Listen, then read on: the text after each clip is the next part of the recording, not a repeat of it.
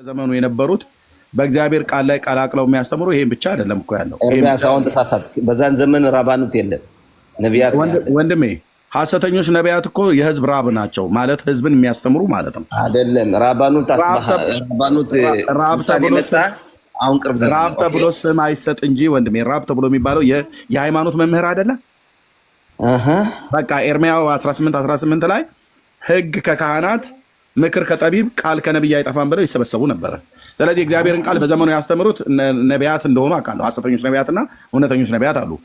ሐሰተኞቹ ነቢያት ናቸው የእግዚአብሔርን ህዝብ ከእግዚአብሔር ቃል አርቀው በራሳቸው የሰው ስርዓት ትምህርት ጨምረው ለእስራኤል እንቅፋትን ያኖሩ ከአምላካችን ከእግዚአብሔር የለዩዋቸው ማለት ነው። ስለዚህ ምን ይላል? ህዝቤ የመሯቸው ያስቷቸዋል፣ የምትሄዱበትን መንገድ ያጠፋሉ አለ። ህዝብ የሚመራ የነበረው አንድ በንጉስ ነው፣ ሁለትም በነቢይ ነው፣ ሶስተኛም እንደገና ደግሞ ካህናትም ሁሉ ጭምር ማለት ነው። መመራት ብሎ ማለት የግድ ፖለቲካዊ ሲስተሙን ይዞ እንደነ ንጉስ ዳዊት እንደነ ንጉስ ሰለሞን በንግስና ላይ ባይቀመጡም ካህናቱ እኮ ህዝቡን ያስተምሩ ነበር። ሲያስተምሩ ህዝቡ በእግዚአብሔር ህግ እንዲሄድ በጽድቅ ጎዳና እንዲራመድ እግዚአብሔርን በመፍራት እንዲራመድ ያስተምሩ ነበር። እነዛ ህዝቡ ላይ ለማስተማር የመጡቱ ግን ምን ያሏቸው ነበር? ያጠፏቸው ነበር። እንዴት እያደረጉ ነበር የሚያጠፉት? የእግዚአብሔርን ቃል ያላለውን እግዚአብሔር አለ እያሉ ማለት ነው። እሺ ታዲያ በህጉ መጽሐፍ ያለው ኤርሚያስ በአንተና እኔ እኮ አሁን እንትን የለም፣ ሰፓሬት የለም፣ እንደዚህ መከፋፈል የለም። ሰፓሬት ከሌለ እሺ፣ አሁን በቃ ሰፓሬት እንደሌለ ተመሳሳይ መንገድ ላይ እንዳለን ካወቅ ኦኬ ቴንክ ዩ። ለምን መሰለህ እንደዛ የምልህ ይሄ የሚለው 11 ቁጥር ለምሳሌ ኦይል ራሻ ይላል። ኦይል ራሻ ማለት እነኚህ መጥፎዎች ኦይባቦይ ላይም ወዮላቸው ለነዚህ መጥፎ አሳቲያኖች ወይም ደግሞ ለሚከተሉ ሰዎች ወዮላቸው እያለ እየተናገረ ነው ነብዩ እኮ። በምንድን ነው ወዮላቸው የተባሉት እነዚህ መምህራን? ህዝቡን በምን ነበር ያሳቱት? በሰው ስርዓት የሆነ ትምህርት ማለት ነው። የሰው ትምህርት የያህዌ የአምላካችን የእግዚአብሔርን ቃል ሳይሆን የነገሯቸው መጥተው የአባቶች ወግ የአባቶች ስርዓት ተብሎ የተባለ የሰው ስርዓት ትምህርት ጌታ በሲና ተራራ በሞሼ በኩል ያልተናገረው በሌሎች ነቢያት በኩል ያልተናገረው ራሳቸው ፈጥረው ራሳቸው ጨምረው ራሳቸው ቀይጠው ከሃይማኖት ጋር ሰፍተው ከአሕዛብ ተምረው በኢሳይያስ 2 ላይ እንደሚናገር ከአሕዛብ ተምረው ከፍልስጤማውያን ተምረው እንደ ፍልስጤማውያን ሟርተኞች ሆኑ ይላል። ኢሳይያስ 2:5 እስኪ አንብቡ። ኢሳይያስ 2 ነው እኔ ኢሳይያስ 2:4 ማነው 2 ምዕራፍ 2 ቁጥር 4 እና 5 አንብብልሽ። በዕብራይስጡ አንብበው ኤርሚ። አሁን እዚህ ካነበባችሁት ላይ በጣም በዕብራይስጥ ግልጽ የሆነ በአማርኛውም ራሱ በደንብ ያልተተረጎመ ነው መሰለኝ እኔ እንግዲህ ሳየው ማለት ነው። በዕብራይስጥ የተጻፈው ጥሩ ምዕራፍ አጥቷልና እዚህ ጋር ስለ እነዚህ የሚያሳስቱት ህፃናትና ሴቶችን ህዝቤን አሳሳቱ ነው የሚል። ህፃናትና ሴቶች አሳሳተ ይላል። እነዚህ ደፍተራ ናቸው ምናምን የሚባለው ትክክል አለ። መጽሐፉ የሚለው ሌላ ነገር ነው። ኦይ ለራሻ ራ ኪገሙል የደብ አሴሎ ሽን አንተ ዕብራይስጥ ትችላለህ። አሚ ኑግሻብ መኦሌል ማለት ምንድን ነው? አተዳማዘ መኦሌል መኦሌል ሐሰትን የሆነ ነገር ፈጣሪ ያላለው ነገር ማድረግ ነው። መኦሌል מהמילה של ኦል מה זה ኦል? גם נכון, גם אפשר ኦል ማ እንትን እንደማለት ነው። ሸክም ወይም ችግር ወይም ብዙ እንደዚህ ኦል ዘማሳ ዘማሹ שאתה סוחב אותו. עזוב, בוא נמשיך את תקרא טוב לזה. עכשיו ያሳሳቱት ይሄንን ህዝቤን አሳሳተ የሚል አንደኛ የሚገልጸው እዚህ ጋር ስላልተረዳው ነው እንጂ ህፃናትና ሴቶች እነዚህ ህዝብ የተባሉት በእግዚአብሔር የወደዳቸው የእግዚአብሔርን ቃል መጠበቅ የነበረባቸው እነሱ የተሳሳቱት እንዴት ነው? ለነዚህ ሰዎች ወየላቸው እያለ ነው። ትንቢት እየተናገረ ነው እዚህ ጋር። እሺ እኔ እኮ አሁን ይሄ ስለዚህ ጉዳይ እኮ ተነጋገርነ። አሁን በኤርሚያስ እና በደም በኩልም ማክሎኬት የለም። ማለትም በዛን ዘመን አሳቲያን ነበሩ። አዎ ተሳስቶ ነበር ህዝቡ። አዎ ልክ ፍልስጤማውያን ታዲያ በዚያን ዘመን የነበሩቱ ህዝቡን ካሳቱት በትምህርት ካሳቱት የጌታን ቃል ሊነግሩት ሲገባ ቶራ ላይ ያለውን የማይናገሩ የሰው ትምህርት ካስተማሩ በዚህ ዘመንም ያሉ ራባዮች ከዚህ ያልተናነሰ ነገር እያደረጉ አይደለም። ለምሳሌ አሁን በዚህ ዘመን ያሉ ራባዮች ታናክን ጠቅሰው እሱ ላይ ቆመው መሰረት አድርገው አይደለም ትክክለኛውን ትርጉም የሚናገሩት። ቆይ የሚናገሩት ብራዘር ቆይ እውነቱን መካድ የለብንም። ኦኬ ዘንድሮቹ ራባይ አንተ እውነት ነው የሚናገሩት ነው ብለህ የምትለው እውነት ነው የሚናገሩት በትክክል ነው። የእግዚአብሔርን ቃል በእውነተኛ አተረጓጎም ነው የሚተረጉሙት በትክክል ነው። ኢሳይያስ 53 ነው የተረጎሙበት ትርጉም ትክክል ነው። ትክክል ናቸው። እና ልንገርህ አሁን ወደ መጣው ለማን የተረጎሙት? ቆይ እሺ ለማን የተረጎሙት ኢሳይያስ 53 ለሚመጣው ንጉስ።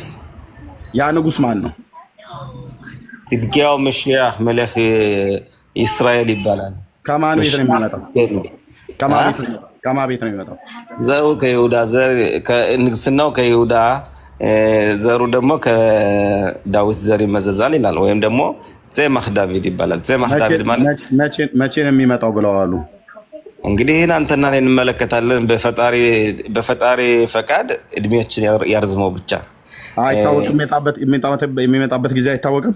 ነግሬህ አውቃለሁ እኮ ከወን በፊት እኔ ካልኩሌት አድርጌ ለምንድን ነው በትክክል ማትናገር? ግን ለምንድን ነው ተዋሻለህ?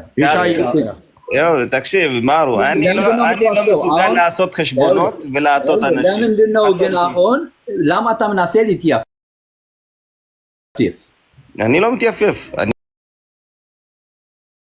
የመርታ ይመት ጃሙ ያታም ትያፍፍ አሁን እየጠየቀህ ያለው ራባኒም ወይም ደግሞ ራሺ ምን ብሎ ይተረጉማል? ስለዚህ ስለ ትንቢት ኢሳያስ 53 ለምንድን ነው የሚተረጉመው ብሎ ሲነግርህ ምንድን ነው የምትለው አንተ? እና ታዲያ ራሺ ዝኹተጠገና ለኑ ከህዝቡ አስተምሮ ወይም ደግሞ ከሊቃውንት እስራኤል አስተምሮ ውጭ ሆነ አስተምሮ የለውም። አባቶች እንደተረጎሙት ሁሉ እሱም ተርጉሟል። በቃ ምንድን ነው አሁን መዋሸት አያስፈልግም። ኃጢአቱ ምንድን ነው? የራሺ ምን ብሎ ተናገረ? አንዴ ሽን መዋሸት አሁን እሱ በቅንነት እያወራህ ነው። ኤርሚ በቅንነት እያወራህ ነው። እኔም እኮ ስለማከብረው ነው የማወራው እንዴ። አሁን ይኸውልህ ራሺ በእስራኤል በጣም ትክክለኛ ተብሎ የእሱን ትርጓሜ የመጽሐፍ ቅዱስን ትርጓሜ ተቀብለው የሚኖሩና በሱ ትእዛዝ የሚኖሩ ህዝብ ነው ያለ እዚህ። አብዛኛው 90% ማለትም እችላለሁ። ራሺ በሚለው ነገር አንድ ከመጽሐፍ ቅዱስ አንድ ጥቅስ ይዘህ ያንንን ትክክለኛው ትርጓሜ ምንድን ነው ብለህ ለማወቅ ከፈለግ ቀጥታ የምትሄደው ከራሺ ነው። አሁን ስለ ትንቢተ ኢሳያስ ምዕራፍ 53 ምን ብሎ ራሺ ምን ብሎ ነው የተረጎመው? አንተ እንዳልከው ነው።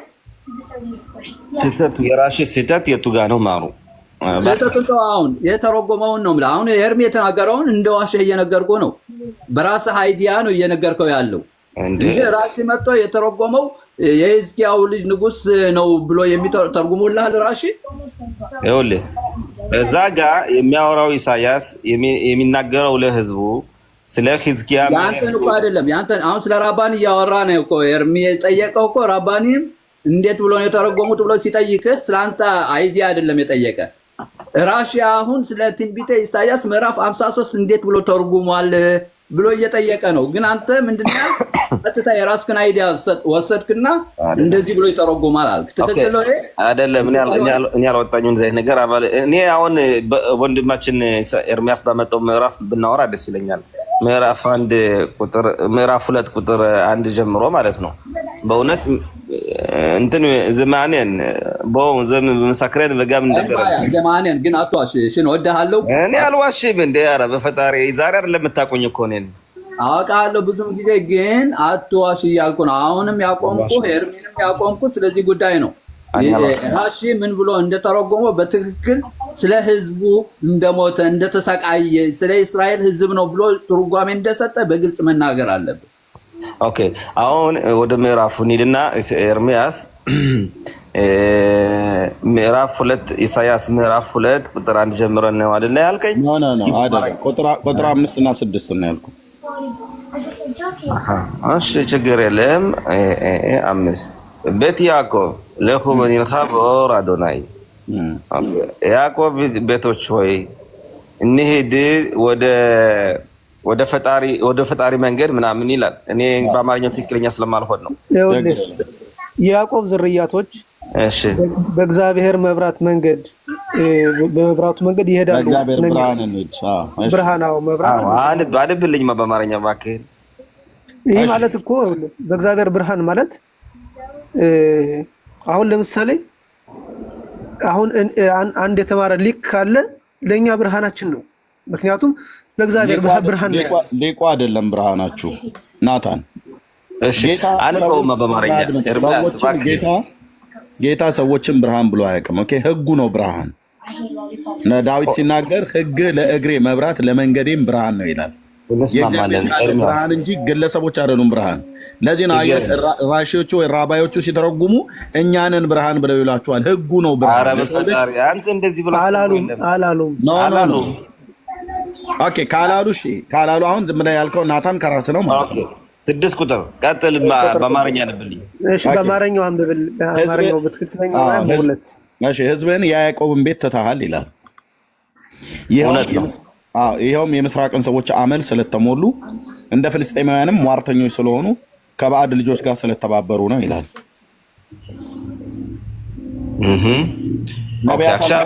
ነቢያት አልነበሩም እንዴ በዚህ ዘመን? ነቢያት ነበሩ በትክክል። ይሄ የሚናገረው ምዕራፉን ባለቤቱ ኢሳያስ ይባላል። ይሄ ኢሳያስ ነው የሚናገረው። ስለዚህ ለምንድን ነው ከፍልስጤማውያን ልጆች ከባዕድ ልጆች ጋር የተባበሩት? የምስራቅ ሰዎችን አመል ተሞሉ ይላል። የምስራቅ ማለት ከጆርዳን ማዶ ያሉት የሞዓብና የአሞናውያንም ማለት ነው እኮ። ዛሬም እኮ እየተደረገ ነው፣ አዲስ አይደለም። ለምንድን ነው በዚያ ዘመን ላይ የነበሩት? ለምንድን ነው በምስራቅ አመል ሰዎች የተሞሉት እንደ ፍልስጤማውያን ሟርተኞች የሆኑት? ሟርትን ጌታ ከልክሎ የለው በዘሌዋውያን መጽሐፍት ላይ ሞራ ገላጭ፣ አስማት፣ በድግምት የምትጠነቁሉ እንደዚህ ሙታ አንጻቢ እንዳትሆኑ እንደዚህ በሚያደርግ ሰው ላይ ፊቴን ለይቼ አከብድበታለሁ ከህዝብ መካከል አጠፋዋለሁ ብሏል ጌታ ቶራ ላይ። ታዲያ ህዝቡ እኮ ነው ህዝብህን የያዕቆብን ቤት ትተሃል እኮ ነው የተባለው። ጌታ ለምንድን ነው ህዝቡን የተዋቸው በዚህ ዘመን? ለምንማ እንግዲህ ዛሬም ይኸውልህ ብዙ አማልክትን የሚከተሉ ህዝብን ለምን የተዋቸው? እሺ በዚያ ዘመን የነበሩትን ህዝብን የያዕቆብን ቤት ትተሃል ይላል ጌታ። እንዴት የያዕቆብን ቤት ይተዋል? ትቷቸዋል። በእርግጥ ነው ልክ። ለምንድን ነው የተዋቸው? ነው ፈጣሪ ነው ማለትም ህዝቡ ፈጣሪን ራቀ እንደማለቱ ነው። እና ታሽታ ህዝቡ ከፈጣሪ እንዲርቅ ያደረጉት እነማን ናቸው? እኔ እኮ አሁን ለህዝቡ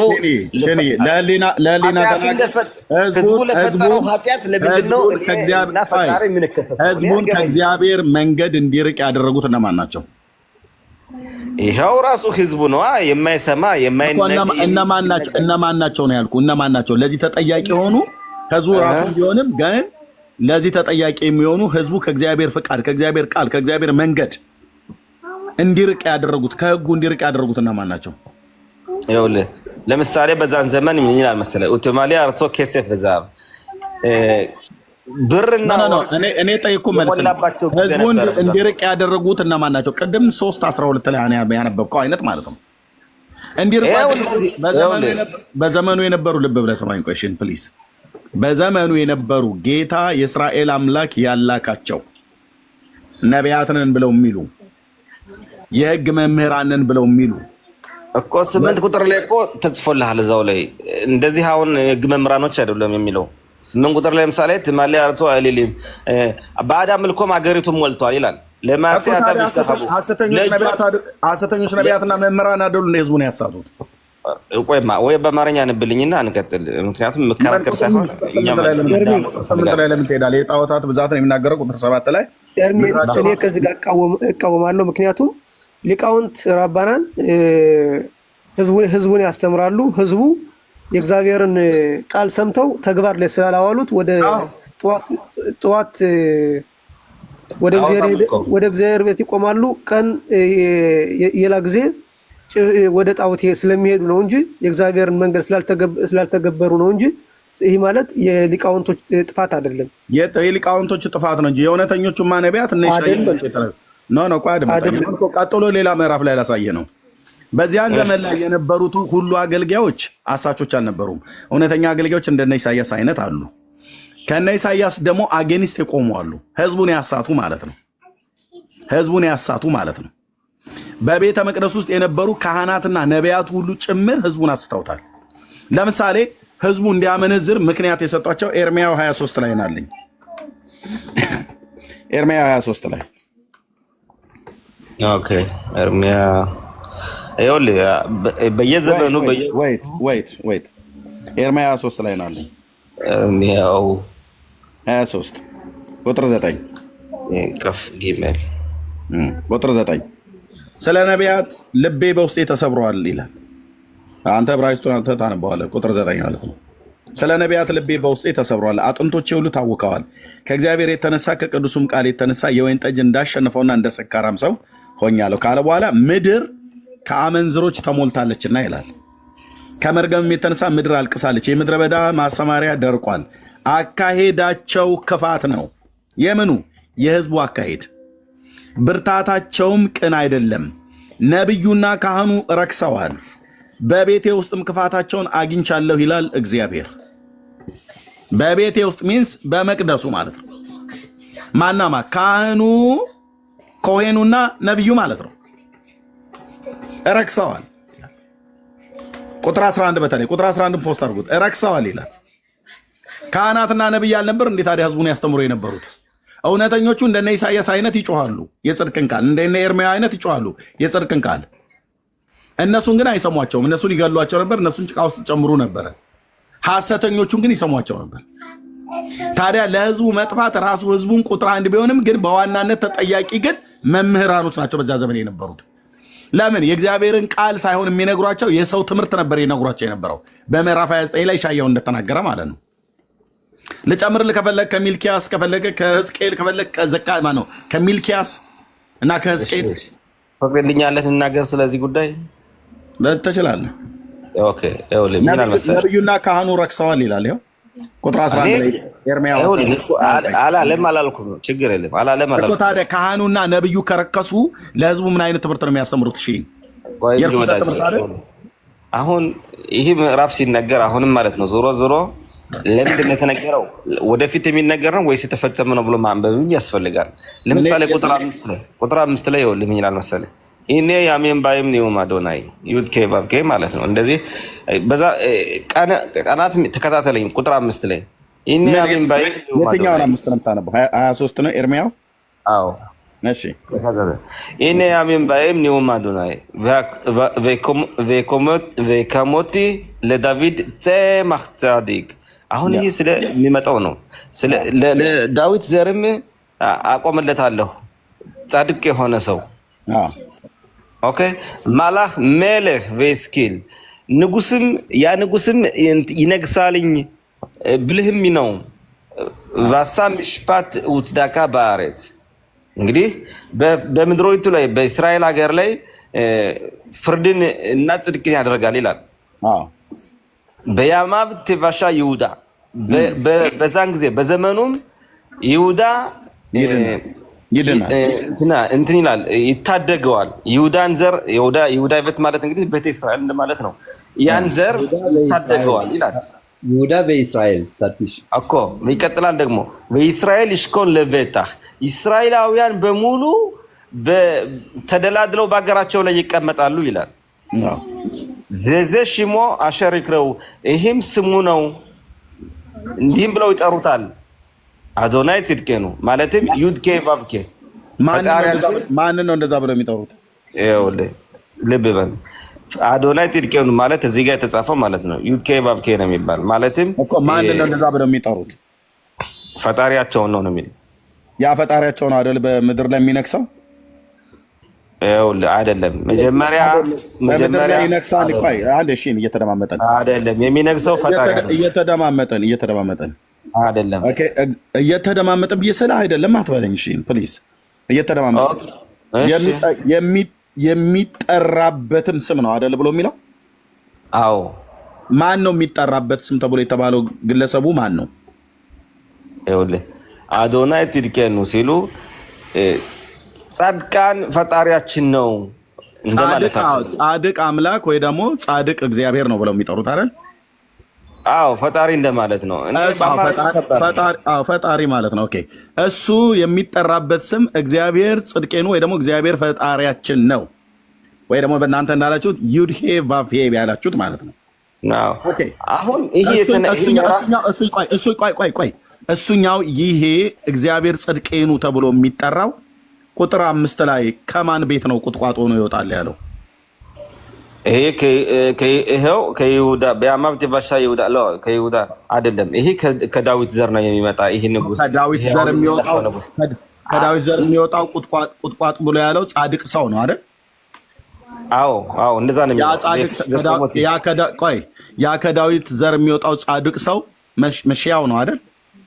አዎ መላክ መልህ በስኪል ያ ከዳዊት ዘር የሚወጣው መሽያው ምንድነው እያለ ነው እዚህ ዩድ ሄ ቫቭ ሄ ነው ይላል። እግዚአብሔር ጽድቄ ነው ይላል። ስለዚህ ያ ከዳዊት ቤት የሚወጣው ቁጥቋጥ እግዚአብሔር ነው ማለት ነው። አይደለም አንዳቸው አይደለም ነው ብለህ ያልከኝ ቁጥር 5 እና 6 አንብበው። ለምንድን ነው አይደለም የምንለው? ኤርሚያው አንብበው። እናንተ ስላላችሁት አይደለም፣ እኔ ስላልኩ አይደለም። ነብዩ ምን ይላል? ኤርሚያውን ደግማ አንብበው ቁጥር 5 እኮ እየወረድን ደግሞ ማየት ይቻላል። ለምን ቁጥር 5 እና ቁጥር 6ን ለዳዊት ጻድቅ ቁጥቋጥ የማስነሳበት ዘመን ይመጣል ነው ያለው አይደል? እኮ ይሄ እኮ ክርክር የለውም። ኦኬ፣ ስለዚህ ክርክር ከሌለው ከዳዊት ቤት የሚወጣው ጻድቅ ቁጥቋጥ መሽያው ነው አይደል? እኮ መሽያህ ነው። አዎ ከዳዊት ዘር የሚመጣ። ኤርሚያው ይህን ትንቢት የተናገረው መቼ ነው? እስራኤላውያን ወደ ባቢሎን ሳይማረኩ ነው አይደል? ይሄ ወደፊት ፊውቸር ይሄ የሚነገርልኝ አሁን እዛ ኤርሚያው ዘመን ላይ ሆነን እንድናወራ ነው። አሁን እኔ እናንተ ያለንበት ዘመን ላይ አይደለም። ኤርሚያው ዘመን ላይ ሄደን እንድናወራ። ኤርሚያው ይህንን ትንቢት የተናገረው ወደ ባቢሎን ሳይማረኩ ነው አይደል? እስራኤላውያን ነው። ነገር ግን ልንገርህ፣ ነገር ግን አትበለኝ። መልስልኝ ፕሊዝ። ኤርሚያው ምክንያት ስላለው ነው። ምክንያቱም በኋላ እኔ ጠየቅኩ መልስልኝና ምክንያቱም በኋላ አንተ በሰፊው ታወራበታለህ። አሁን እኔ ስጠይቅህ ምክንያቱን አትንገረኝ። እኔ ገና ጥያቄን ሳልጨርስ ምክንያቱን አትንገረኝ። በመጀመሪያ ነቢዩ የነበረው ኤርሚያው የነበረው ባቢሎናውያን መጥተው ሳይማርኳቸው በንጉሱ በኢዮስያስ ዘመን እንደነበረ ታውቃለህ። ይሄ ነቢይ ሊሆን ይችላል። እኔ ዘመኑን አላስታውስም። ኦኬ፣ ዘመኑን ልንገርህ እኔ ደግሞ ማለት ነው።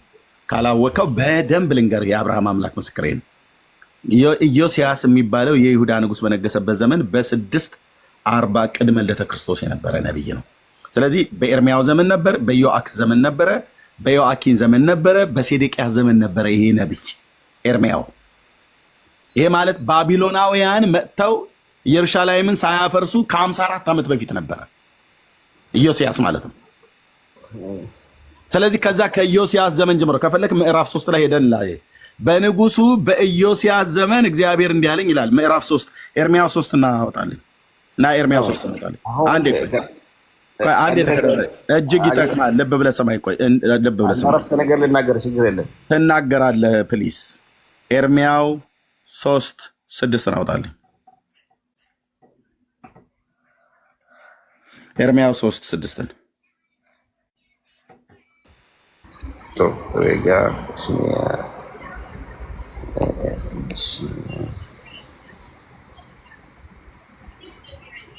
No.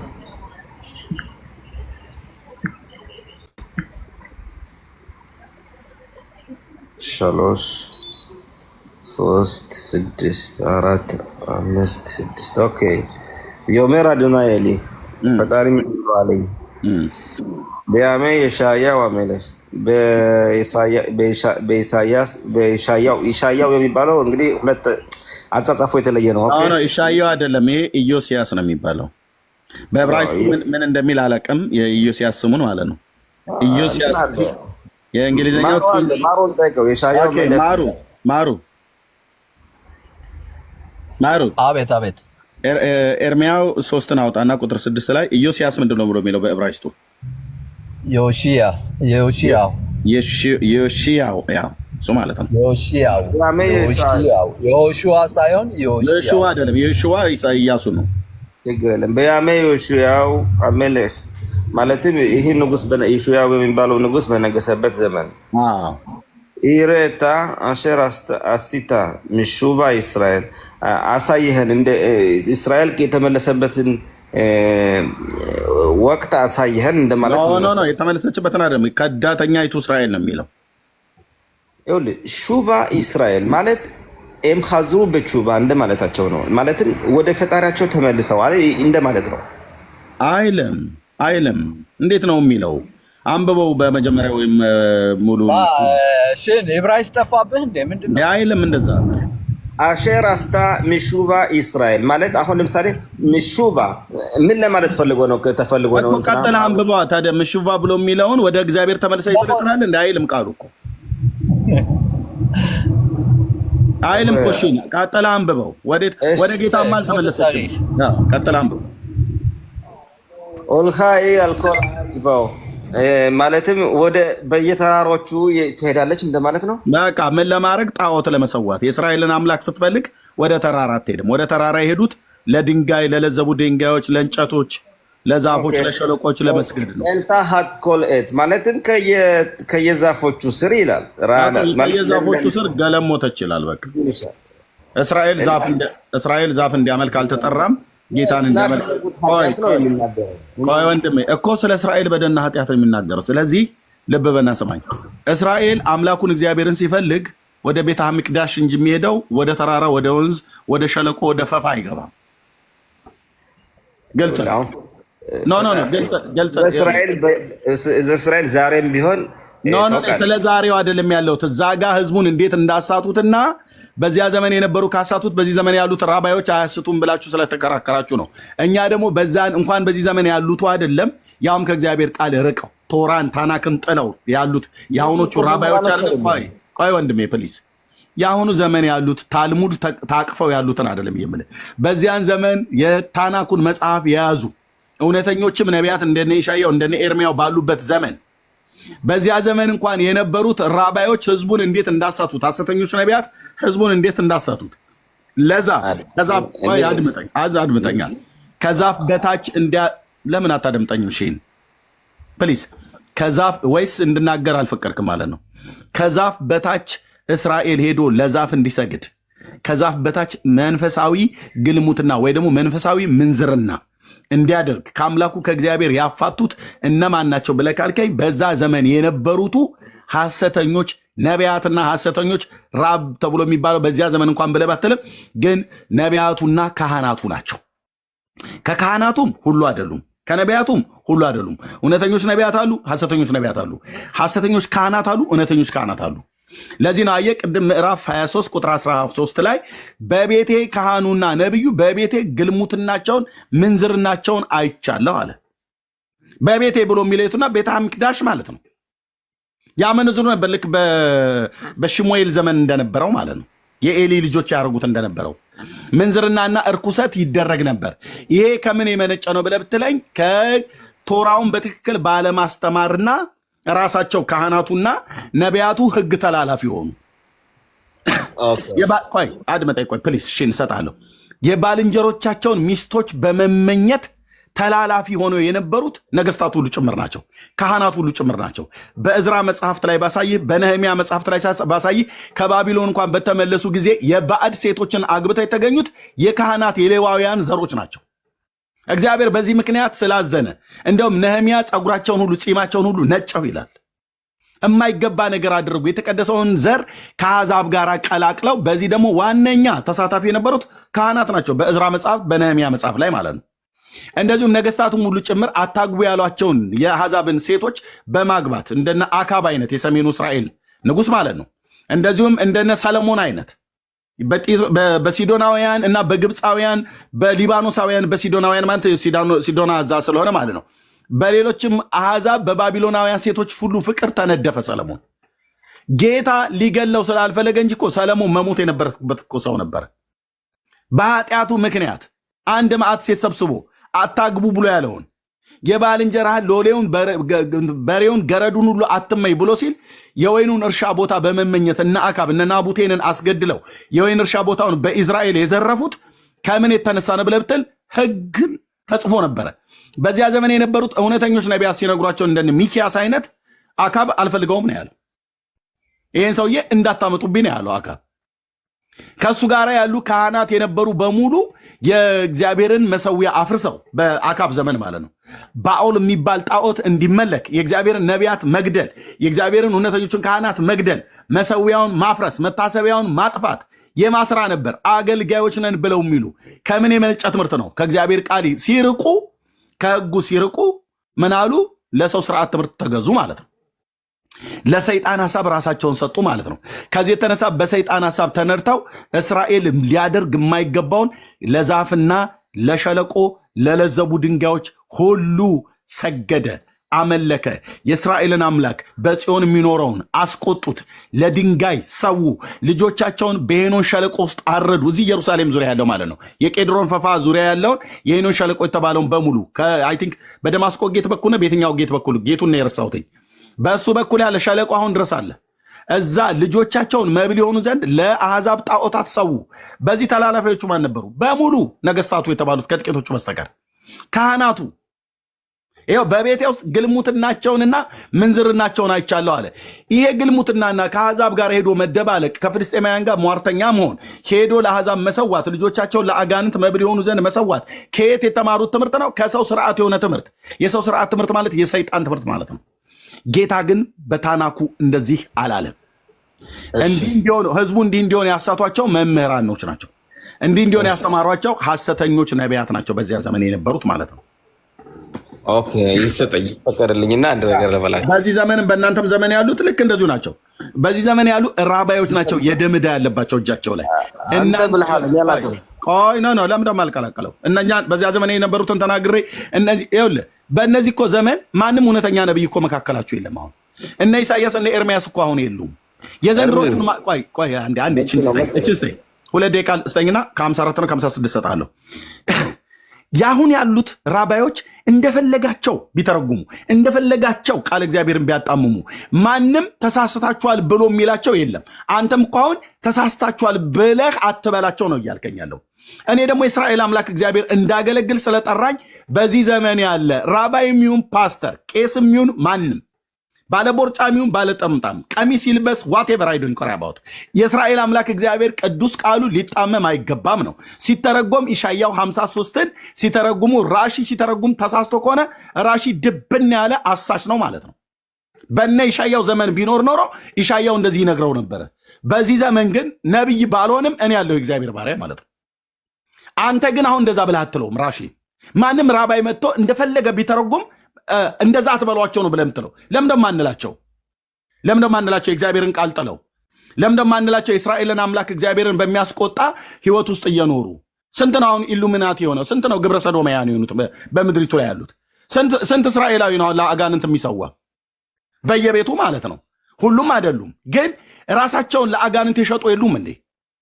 የነኛ የአባቶቻችን ነቢያት በዚህ ዘመን ኖሮ ቢሆን ኖሮ ኢሻያው ራሱን ይዞ አይጮህም? ውኡ አይልም? እስራኤል ንስሐ ግባ አይልም? ይላል። ስለዚህ እነዚህ ዘመን ላይ ያሉትን አትናገራት በለኝ ብራዘር። ምክንያቱም ሰዎች ናቸውና እውነተኞች ነቢያት ኖሮ እንኳን ፊት ለፊት አይሞግቷቸውም። እናንተን ዝም በሉ አሏችሁ። ዝም በል ሼንም ዝም በል ናታንም ዝም በል፣ ሁላችሁም ዝም በሉ።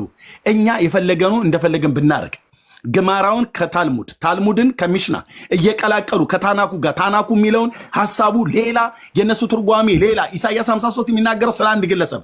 እናንተ ግን መምህራኑ ሲተረጉምላችሁ እስራኤል ስለሚባል ህዝብ ነው ይላል። እስራኤል የሚባል ህዝብ የዓለምን በደልና ኃጢአት ተሸከመ እንዴ? እስራኤል የሚባል ህዝብ ከክፎች ጋር መቃብሩን አደረጉት እንዴ? እስራኤል የሚባል ህዝብ ስለ ህዝቤ ኃጢአት ተመቶ ከሔዋን ምድር ተወገደ ተባለ እንዴ? ኢሳያስ 53 የሚናገረው ስለ አንድ ግለሰብ ነው። ያ ግለሰብ ማን ነው? እስራኤል የሚባል የዓለምን በደልና ኃጢአት አልተሸከምም። የራሱ በደልና ኃጢአት አለበት። እሺ በቂ ነው። እድሉ ይሰጠን ኤርሚያስ። ኦኬ አሁን እኔ እንግዲህ እንዳዳመጥኩ ሁሉ እንድታዳምጠ ይፈልጋል። አዳምጣለሁ።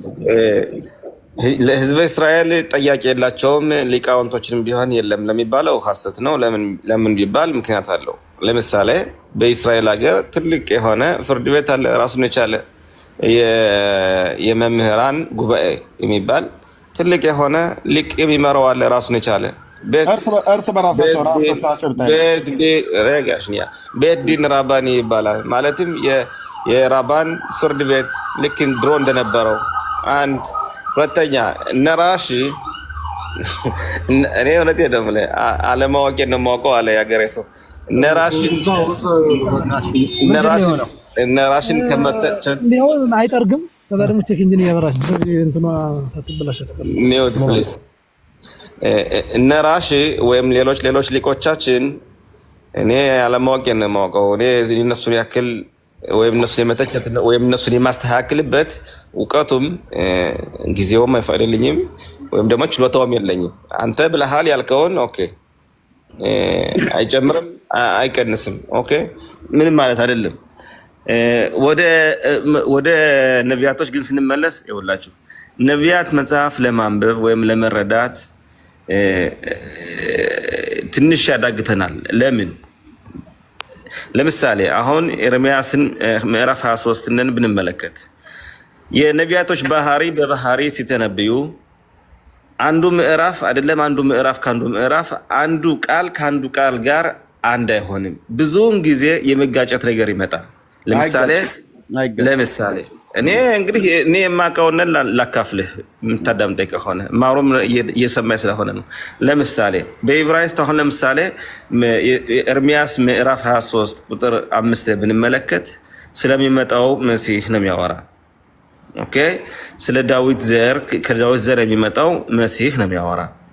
ከዛ በታች ደግሞ ወርደህ ብታነብ ስለ ህዝበ እስራኤል ኃጢአት ስለሚፈጸመው የባዕድ አምልኮ ምን ይባላል መሰለህ? በእኛ ቶኻኻ ይባላል። ቶኻኻ ማለት እነዛን ሰዎች ፊት ለፊት ተናግሮ የማስቆም እንደዛ አይነት ነገር ነው የሚናገረው። በንዴት ወይም በስሜት እንደዚህ ያደርጋሉ፣ እንደዚህ አይነት መጥፎ ስራ ይሰራሉ። ህዝቡ አብዷል፣ ሰክሯል ከፈጣሪው ሁሎችም ይውል መናፊም ይላል። መናፊም ማለት እንትኖችን ሴቶችን እንትን ይላሉ። ወንድ ያገቡትም ሴቷን ባለትዳሯም በቃ ያመነዝራሉ ይላል። እንዲህ እያለ ይናገራል። አሁን ቅድም ምዕራፍ ቁጥር 5 ላይ ስለሚመጣው ንጉስ እየተናገረ አሁን ደግሞ ወርዶ ደግሞ ከታች ስለ ነቀፋ ያመጣል። እንዲህ እያለ ይዘባረቃልኝ ይመስለኛል። ለእኛ ለአንባቢያን አድመጣኝ ሼን ለአንባቢያን ትልቅ አድመጣኝ ሼን ፕሊዝ። ለምንድን የተዘባረቀብህ? የነቢያት ይናገሩበት የነበረውን መንፈስ እግዚአብሔርን በቅንነት ስላልጠየቅ እንጂ በቅንነት ጌታን ብትጠይቀው እና ልብ በልና ስማኝ። ዘመናትን ካወቅከው ወንድሜ ሺን የአብርሃም አምላክ ቅዱስ እግዚአብሔር ምስክሬ ነው አልኩ። የእግዚአብሔር ቃል አንዱም ከአንዱ አይዘባረቅም። ልክ ነው። በነቢያት ትንቢት ውስጥ ለምሳሌ አሁን እንዳልከው ስለ መሺያው እየተናገረ ስለ እስራኤላውያን የኃጢአት ክፋት እና ዘሎ ይናገራል። ኃጢአትን ማድረጋቸው ከዛ እንደገና ደግሞ ከምርኮ ምድርም ስለመመለስ ይናገራል። ከምርኮ ምድርም ይመለሳሉ ይላል። ለምሳሌ ቁጥር 7 ላይ ማለት ነው። ቁጥር 7 ላይ ስለዚህ እነሆ የእስራኤል ልጆች ከግብፅ ምድር ያወጣ ሕያው እግዚአብሔርን ዳግመኛ የማይባልበት ዘመን ይመጣል ይላል እግዚአብሔር ይላል። ከዛስ ነገር ግን የእስራኤልን ቤት ዘር በሰሜን ሀገርና ካሳደርኳቸው ሀገር ሁሉ ያወጣና የመራ ሕያው እግዚአብሔር ይባላል፣ በምድራቸውም ይቀመጣሉ ይላል። አሁን ይህን ትንቢት ኤርሚያስ የት ሆኖ ነው የተናገረው ብሎ የሚለውንና ዘመኑን ብቻ ብታውቅ ሺን ወንድሜ ፍንትው ክልል ብሎ ልክ የተፈጥሮ ፊትህን ጠዋት ተነስተህ ጥርስን ስትቦርሽ ወይ ፊትን ስትታጠብ በመስታወት ላይ እንደምታየው የቃሉን ትርጉም የዛን ያህል እፍን ለፊት ፍንትው ብሎ ይታያል። አሁን ይህንን ትንቢት ለመተርጎም ኤርሚያው በየትኛው ዘመን ላይ ሆኖ ነው የተናገረው ብሎ የሚለውን ዘመንን ማወቅ በጣም ወሳኝ ነው።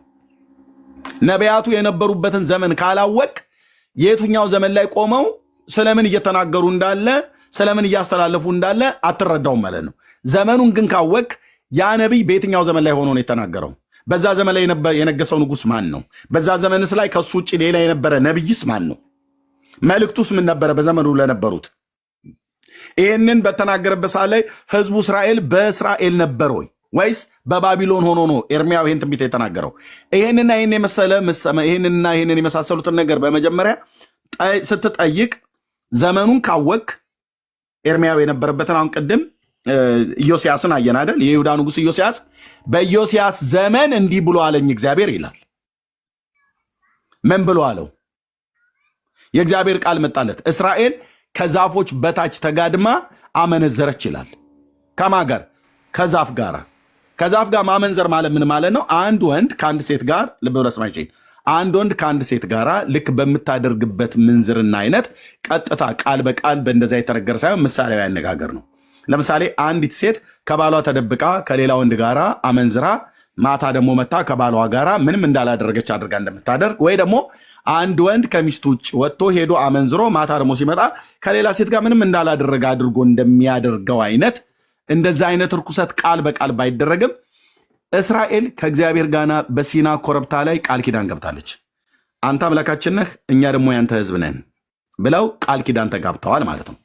ያንን ቃል ኪዳን ግን አፈረሱ። ምን ነበር ከቃል ኪዳኑ አንዱ? ጌታ ከገባው እኔ እግዚአብሔር አምላካችሁ ቀናተኛ አምላክ ነኝና ከኔ በቀር ሌላ አማልክትን አታምልኩ ነው ያለው። በቃ እስራኤላዊ ሆነህ ከያህዌ ውጭ ሄደህ ለዛፍ፣ ለሸለቆ፣ ለተለያየ ነገር፣ ለተራራ፣ ለወንዝ ከሰገድክ አንዲት ሴት ከሌላ ከባሏ ካልሆነ ጋራ ወይ ካገኘችው ወንድ ጋራ ሄዳ እንደምትገለሙት፣ እንደምትሴስን፣ እንደምታመነዝር እስራኤል አምላኩ ካልሆነ ጋራ ሄዶ እያመነዘረ ነው ማለት ነው በመንፈሳዊ ዓለም ላይ። አየው፣ በምሳሌያዊ ንግግር አንድ ወንድ ከሚስቱ ውጭ ሄዶ እንደሚገለሙትና ከሌሎች ሴቶች ጋር እንደሚተኛ እርኩሰትን እንደሚያደርግ ቃል ኪዳኑን አፍርሶ ከሚስቱ ጋር ያለውን ቃል ኪዳን አፍርሶ እኔ ለአንቺ ነኝ አንቺ ለእኔ ነሽ ብሎ ቃል ኪዳን አፍርሶ የተጋባውን ቃል ኪዳንን አታሎ አፍርሶ ተደብቆ ሄዶ ልክ እንደሚያመነዝር እስራኤል ከጌታ ጋር ሲና ኮረብታ ላይ እንዲሁ ቃል ኪዳን ገብታለች። አንተ አምላኬ ነህ፣ እናንተ ደግሞ ሕዝቦቼ ናችሁ ብሏቸዋል። ስለዚህ እናንተ የኔ ሕዝብ ናችሁ፣ ከምድር አሕዛብ መካከል ለይቼ አውቃችኋለሁ፣ አንተ ደግሞ አምላካችን ነህ ብለውታል። በሙሴ በኩል እንደውም ጌታ አይናገረን አንተ ስማና ንገረን ነው ብሎ ያሉት። ኦኬ ብሏል ጌታም። በዚህ ተስማምተዋል፣ በዚህ ተግባብተዋል። ህዝቡም መልሶ ጌታም ተናግሮ ሙሴም ከጌታ የሰማው ለህዝቡ ተናግሮ የህዝቡንም ወደ ጌታ አድርሶ እናስ የእንስሶች ደም ፈሶ ዘጸአት መጽሐፍ ምዕራፍ 24 ላይ የኪዳኑ ደም ይህ ነው ብሎ በህዝቡና በመጽሐፍቱ ላይ ረጨው ይላል። ኦኬ። ስለዚህ እስራኤል ደም ተረጭቶበታል ማለት ነው። ተራ ደም ያልሆነ የኪዳን ደም ተረጭቶበታል። ያ የኪዳን ደም የተረጨበት ምንድነው? ኮቨናንት ነው ማለት ነው። ኪዳን ነው ማለት ነው። ከማን ጋር ነው ያን ኪዳን የተጋቡት? ከእግዚአብሔር ጋር የተጋቡት። አሁን ያንን ኪዳን ሲገቡ ምን እያሉ ነው? በአስሩ በድንጋይ ላይ የተጻፉት ጽላቶች በድንጋይ ላይ የተጻፉት ጽላቶች ብቻ ሳይሆን 613 ህግጋት በአጠቃላይ ሲቀበሉ እነዚህን ህጎች እናደርጋለን ብለው ቃል ኪዳን ተጋብተዋል ማለት ነው። ቶሜር አርፈ ተቀመጥ እሺ ብራዘር። አንተ ገብተህ አታወራ። በቃ ዝም ብለህ አንዴ ትሳደባለህ፣ አንዴ ጥላቻ ትላለህ። ዳር ያዝ እሺ ብራዘር። አንተ ማን እንደሆንኩ ራሱ እንኳን አታውቅም። በመጀመሪያ ዝም ብለህ መተህ ጥላቻ ትላለህ። ቁጭ በልና መጽሐፍን አንብብ እሺ። አንዴ ስማኝ። ስለዚህ እስራኤል በዚያን ዘመን ሄዳ ከጣዖት ጋር እንድትዛመነዝር ያደረጓት እነማን ናቸው ብለህ ካልከኝ ሐሰተኛ ነቢያትና በዘመኑ የነበሩ አንዳንድ ነገስታትም ሁሉ ጭምር እንደነ አካብ አይነት ነገስታት፣ እንደነ ምናሴ አይነት ነገስታት፣ እንደ ናባጥ ልጅ እንደ ኢዮርብዓም አይነት ነገስታት፣ ራሱ ሰለሞንስ ቢሆን ጌዲዮንስ ቢሆን ጌዲዮን የተባለው ያ ታላቅ በዘመነ መሳፍንት ላይ ያለ እንደነኛ አይነት እንደነ አካዝ አይነት ነገስታት በኢሳያስ ዘመን የነበረ አካዝ ምንድን ያደርገው? የእግዚአብሔርን ቤት ደጆች ቆለፈ ይላል። የምናሴ አባት የምናሴ ልጅ አሞጽ የሚባለው የዮስያስ አባት ማለት ነው። ምንድን ያደረጉት? ልጅ አባት ቅድመያት በሙሉ የእግዚአብሔርን ቤት ዘግተው ቤተ መቅደሱን ቆልፈው ነቢያትን እያሳደዱ እየገደሉ ካህናትን እያሳደዱ እየገደሉ የእስራኤልን አምላክ እግዚአብሔርን ያስመረሩ ያስቆጡ ነበሩ። ለዚህ ነው ምናሴን ወደ ሶሪያ እንዲማረክ ያደረገው ጌታ። አየህ፣ ለዚህ ነው የናባጥ ልጅ ኢዮርብዓም እንዲሞት ያደረገው ጌታ። ለዚህ ነው የአካብን ቤት እግዚአብሔር ዘሩን በጥፋት መጥረጊያ የጠረገው። የአካብ ቤት ቢጠረግ ይገርማል እንዴ! ሚስቱ የሊባኖሳዊት የሲዶና ሀገር ሴት ናት። አምጥታ በምድር ላይ ሊደረግ የማይገባ የእስራኤልን አምላክ እግዚአብሔርን ምራቋን እኮ ነው ጢቅ ብላ የተፋችበት ጌታ ላይ ማለት ነው። መሰዊያውን ያፈረሰችው፣ ካህናትን የገደለችው፣ እውነተኞች ነቢያትን ያሳደደችው፣ እነ ኤልያው ነቢይን ያሳደደች እሷና የእሷ ተከታዮች ናቸው። አሁን ካርሜል ላይ ማውንት ካርሜል ላይ ያለው ማለት ነው፣ ቀርሜሎስ ላይ ይሄ እኮ ዘመኑ ሩቅ እንኳን ቢሆን እንዳሁን ጭምር እኮ ይሰማናል። የአምላክ መንፈስ በውስጤ ስላለ ማለት ነው። ስለዚህ ጌታን አሳዝነውታል፣ ጌታን አስቆጥተውታል፣ ጌታን አስመርረውታል። ለጌታ የሚከራከር አንድ ኤልያው ነቢይ ነው ያለው። ለጌታ የሚከራከር እነ ሻያው ናቸው ያሉት። አሁን በዚህ ዘመን በነሺን ዘመን ለጌታ ማን ነው የሚገደው? ማን ነው ለጌታ የሚገደው? አንድ ጌታ የእስራኤል አምላክ ቢሰደብ ይቀላል። ለአንድ ራባይ ለአንድ መምህር ወይ አንድ ኮይን የተባለ ሰው እሱን ከምትናገር ይልቅ የእስራኤልን አምላክ እንደፈለገ ቀለጣጥሞ ሰው ቢናገር ማንም አይናገርም። ለምን ብለህ ብትል የሰው ተከራካሪ ነው ያደረጓችሁ። ልብ ብለህ ስማኝ ፕሊስ ሽንዬ፣ የሰው ተከራካሪ ነው ያደረጓችሁ። አንተ ግን ለጌታ አለውለት ብለህ ካልክ እንደ ሞሼ ተነሳለት። አምላክ መንፈሱን እንዲሰጥህ እንደ ኤልያው ነቢይ ተነሳለት። ነቢይ ተብለህ ባትጠራም ግን የእግዚአብሔር አምላክ ክብር ወደ ምድሪቱ እንዲመለስ ዛሬ ያለ እስራኤላዊ ስንቱ ነው ለጌታ ስርዓት የሚታዘዘው? ስንቱ ነው በታናክ የሚሄደው? ቶ አዲስ ኪዳንን ገና አዲስ ኪዳን ቶ ስንቱ ነው ለነቢያት መጽሐፍት የሚታዘዘው? ኢሳያው ላይ ምራቅ እኮ የሚተፋ እኮ እስራኤላዊ እኮ ነው ያለው፣ የአሁኖቹ ማለት ነው። ስለዚህ እግዚአብሔር ክብሩን ወደ ምድሪቱ ለመመለስ በዚያ ዘመን የተከራከሯቸው እውነተኞች ነቢያት እንኳን በነበሩበት ዘመን በሙሴ ዘመን ሙሴ ላይ እኮ ድንጋይ ያነሳ እኮ ህዝብ ነው መሞት አለበት ብለው ማለት ነው። ሙሴን አሮንንም ሙሴንም መሞት አለበት ብሎ ያለ ህዝብ ነው። የእግዚአብሔር ቃል እኮ በግልጽ እንደሚናገረው እስራኤል እኮ አመፀኛ ህዝብ ነው የሚለው የጌታ ቃል ማለት ነው። ወደዚህ ወደ አመፀኛ ህዝብ እጆቼን ቀኑን ሁሉ ዘረጋው ይላል ኢሳይያስ 65 ላይ ማለት ነው። ለምንድን ነው አመፀኛ የተባለው? እስራኤል ህዝብ በአምላኩ በእግዚአብሔር ቃል ላይ ነው ያመፀው።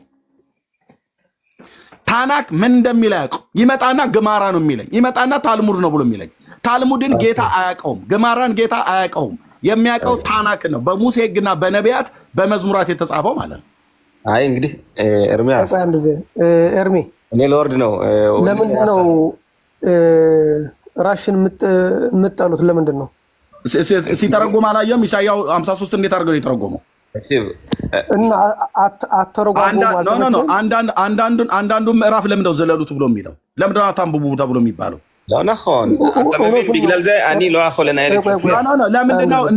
ለምንድነው እንደ ትንቢተ ዳንኤል መጽሐፍ ምዕራፍ 9 ቁጥር 25 ላይ ያለው እንትኑን የሰባ ሱባኤውን ቆጠራ ማለት ነው ካላንደሩን እሱን እንደምር ብሎ ሲል ባለፈው ማነው? ሺን አንተ ነው ወይስ ሌላኛው ነው?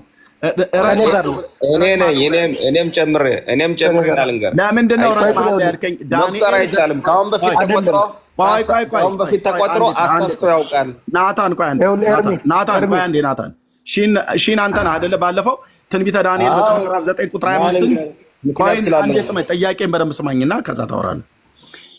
ዳንኤል 9:25ን የ69ኙን 7 ሱባኤ ልደምረው ስል እረግምሃለሁ አልከኝ አይደል? አንተ እኔ አይደለም የምለው አባቶች አንተ ነህ ያልከኝ አይደል? ለእኔ ግን አንተ ነህ ያልከኝ አይደል? ኦኬ አዎ አንተ ነህ ያልከኝ። ሽንዬ ይሄን ትምህርት ከየት ነው አንተ የተማርከው? ራሺን ያስተማርህ ዳንኤል 9:25ን መተርጎም ለምን እንደምትረግመኝ? ይረገም ብሏል ጌታ። ይሄን በዳንኤል በኩል ጌታ ይህንን ክፍል የሚተረጉም ሰው ዘሩ ይጥፋ ይደምሰስ ብሎ እርገሙ ብሎ አስተምሯል። የአባቶቻችን አምላክ ልዑል እግዚአብሔር ና ልንገርህ፣ እንደዚህ ብሎ የተረጎሙ በታሪክ የተጻፉ ሁለት ሰዎች ልጥቀስልህ። አይመለከተኝም እነሱ እኔ ነኝ። አንድ ባቢሎን ላይ ለምን መሰለህ? ምክንያት ስላለው ነው። እነኚህ ሰዎች እነኚህ ሊቆች መጣው ዝም ብለው አፋችሁን ዝጉ አላሉም። ኦኬ፣ ይሄ ምክንያት ስላለው ነው። ባቢሎን ላይ እንደዚህ ቆጠራ ተደርጎ ህዝቡ ልብሱን አጥቦ ዝግጅት ተደርጎ ሊደገስ በቃ ሊታረድ መስዋዕት ሊቀርብ ምናምን ተብሎ መሲሁ መጣ ተብሎ ዛሬ ኢራን የሚባለው አካባቢ ላይ አሳስቷል አንድ የሆነ ሊቅ እስራኤል መምህር። ሁለተኛ ቱርክ የሚባለው የትኛውን የዳንኤልን 9:25ን ብሎ ነው? አዎ እሱን ተመርኩዘው በትክክል። ሁለተኛ ቱርክ ላይ ለምሳሌ ማን የሚባል መምህር መሰለህ ስሙ? ኦይ እኔ በቃ እረሳዋለሁኝ፣ ችግሬ ነው። አንድ መምህር እንደዚሁ ቱርክ ላይ እንደዚህ ህዝቡንን አውጥቶ አስቀምጦ ሰንበትን ሁላ አስጠብቆ ንጽህና አድርጉ ተብሎ በቃ ህዝቡን አዘጋጅቶ ከዛም በኋላ ምንድነው የሆነው? ሳይመጣ ቀረ። የተጠባበቁት ሰው የተጠባበቁት ንጉስ ሳይመጣ ቀረ። ምንድነው የሆነው? በዛን ወቅት ህዝቡ ግማሹ በሙሉ በቃ ወደ ባዕድ አምልኮ ነው ሄደው፣ ግማሹ ከፊሉ ክርስቲያን የሆነው ከፊሉ ፕሮቴስታንት ነው ሆነው፣ ከፊሉ ደግሞ ያው አናምንም ፈጣሪም የለም ውሸት ነው ፈጣሪ ካለ ይመጣ ነበር ብለው በቃ ከህዝብ እስራኤል ነው የጠፋው። በቱርክ ሀገር ላይ ይሄ የተደረገው መቼ ነው? ቆይ አመጣልሃለሁ፣ ጉግል አድርገዋለሁኝ ስሙን። አሁን ቀጥል አንተ። እሺ ስሙን አምጣው። ስለዚህ ዳንኤል 9:25ን አንድ ሰውዬ ቱርክ ላይ ተነስቶ ሲተረጉም ስላሳሳተ ወይ ደግሞ ኢራን ላይ ሆኖ ሲተረጉም ስላሳሳተ፣ ስለዚህ ዳንኤል 9:25ን ይተርጎም ተብሎ ሲባል እረግምሃለሁ ብሎ የሚል እርግማን ያነሳው ራሺ ነው ማለት ነው። ስለዚህ ራሺ ተሳስቷል። ለምን? ቆይ ልብ ብለህ ስማኝ። ራሺ ተሳስቷል። ለምን መሰለ? ራሺ ያን ክፍል ሲተረጉሙ በዛ ዘመን የነበሩት በኢራን ውስጥና በቱርክ ውስጥ የነበሩ ሁለት ግለሰቦች ይህን ክፍል የነቢዩ የዳንኤልን መጽሐፍ ሲተረጉሙ 69 ሱባኤ ማለት 62ቱን 7 ሱባኤ ሲተረጉም ተሳስቷልና እርግማን ካወጡበት ራሺ ስንት የተሳሳተው ትንቢተ ኢሳይያስ መጽሐፍ ምዕራፍ 53ን አሳስቶ የተረጎመ አሳሽ ሰው ነው ማለት ነው። ራሱ መረገም አለበት። እሱ ረጋሚ እሱ ግን የማይረገም መሆን የለበትም። ምክንያቱም የነቢያትን መጽሐፍ እሱ ትንቢተ ኢሳይያስ መጽሐፍ ምዕራፍ 53ን ያጣመሙት ራሺዎች አይደሉ? ስለዚህ ቶራው ደግሞ ይፈቅዳል ማለት ነው። አንተ በሌላው ላይ እንዳደረግ ጥርስ በጥርስ እንደተባለ ሁሉ እሱ ዳንኤል ትንቢት መጽሐፍ ምዕራፍ 9ን ሁለት ሰዎች ሲተረጉሙ ተሳስተዋልና አሁን ዳንኤል መጽሐፍ ምዕራፍ 9ን ቁጥር 25ን የሚተረጉም ሰው ይረገም ብሎ ካለ እሱ ራሱ ራሺ ይረገማል ማለት ነው። ምክንያቱስ የኢሳይያው 53 እና ሌሎችን መጽሐፍትን ሁሉ ሲተረጉም አሳስቷል።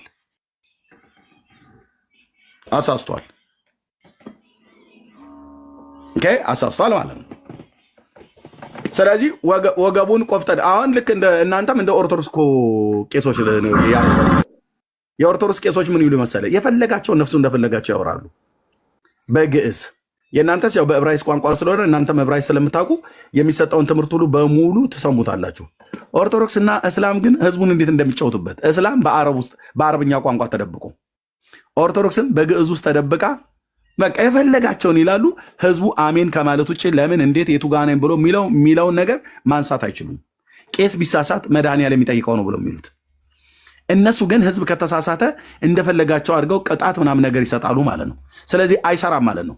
የኦርቶዶክስም ደብተራዎች የአይሁድም ደብተራ የማንም ደብተራ የጴንጤ ደብተራ ይሁን በእግዚአብሔር ቃል ላይ የሚቀላምድ ከሆነ የአብርሃም አምላክ እግዚአብሔር ይፋረደኛል እኮ ፊት ለፊታቸው ላይ እንቆማለን። ሐሰተኛ ራባይ ከሆነ ሐሰተኛ ነው ይባላል። ሐሰተኛ ፓስተር ከሆነ ሐሰተኛ ነው ይባላል። ሐሰተኛ ቄስ ከሆነ የኦርቶዶክስ ጳጳስ ከሆነ የእግዚአብሔርን ቃል ካሳሳተ ተሳስታል ይባላል ማለት ነው። ተሳስታል ይባላል። የኤልያው ነቢይ አምላክ ዛሬም ስላለ ማለት ነው በመንፈሱ ተሳስታል ይባላል እንጂ እሱ ሲሳሳቱ ሌሎችን ረጋሚ፣ እሱ ግን በሚሳሳት ሳለ ማንም አይጠይቀውም። ስለዚህ ራሺ እኮ ማለት እንደ ያዌ ነው የሚፈራው ማለት ነው። በምድራችሁ ላይ ቢሳሳትም ማንም አይናገርም። ራባዮቻችሁ እንደፈለገ ቢያወሩ የኤርሚያውን አጣፍተው ከሕዝቅኤል ጋር የሕዝቅኤልን ከሚልኪያስ ጋር የሚልኪያስን ከሞሼ ጋር ቀላቅለው ቢያወሩ እናንተ ዝም በሉ ተብላል። ዝም በል ተብላል። ትረገማለህ ተብላል። ለመረገሙ ምክንያት እንደው ብለህ ስትል ቱርክ ሀገር ላይ የሆነ ሰው እየተነስቶ እንደዚህ አድርጎ ተርጉሞ እንደዚህ ሆነ አጣሞ ከዛ ደግሞ እንደዚህ ደግሞ ኢራን ውስጥ የተነሳ ሰው እየነበር እሱ አጣመ። እነዛ ሁለት አጣማሚ የሆኑ ሰዎች ቃል እግዚአብሔርን ካጣመሙ ለሌሎች እንዳይተረጉሙት እድል አይሰጥም ከተባለ ለራሺ ለራሱ አይሰጠውም። 4 ነጥብ ናልንገርህ ኤርሚ ራሺ እንዴት ራሽን አልተቀበላችሁት? ምክንያቱም ራሺ ኢየሱስን ስሙ ራሱ እንዳይጠራ ጽፏል። ኢየሱስ እንዳይባል ተሰርዞ ሰው እንዲባል ብቻ አውጇል። ጣዖት እንደሆነ በኢሳይያው አስረድቷል። ያስረዳውን ምክንያት አልተቀበላችሁትም?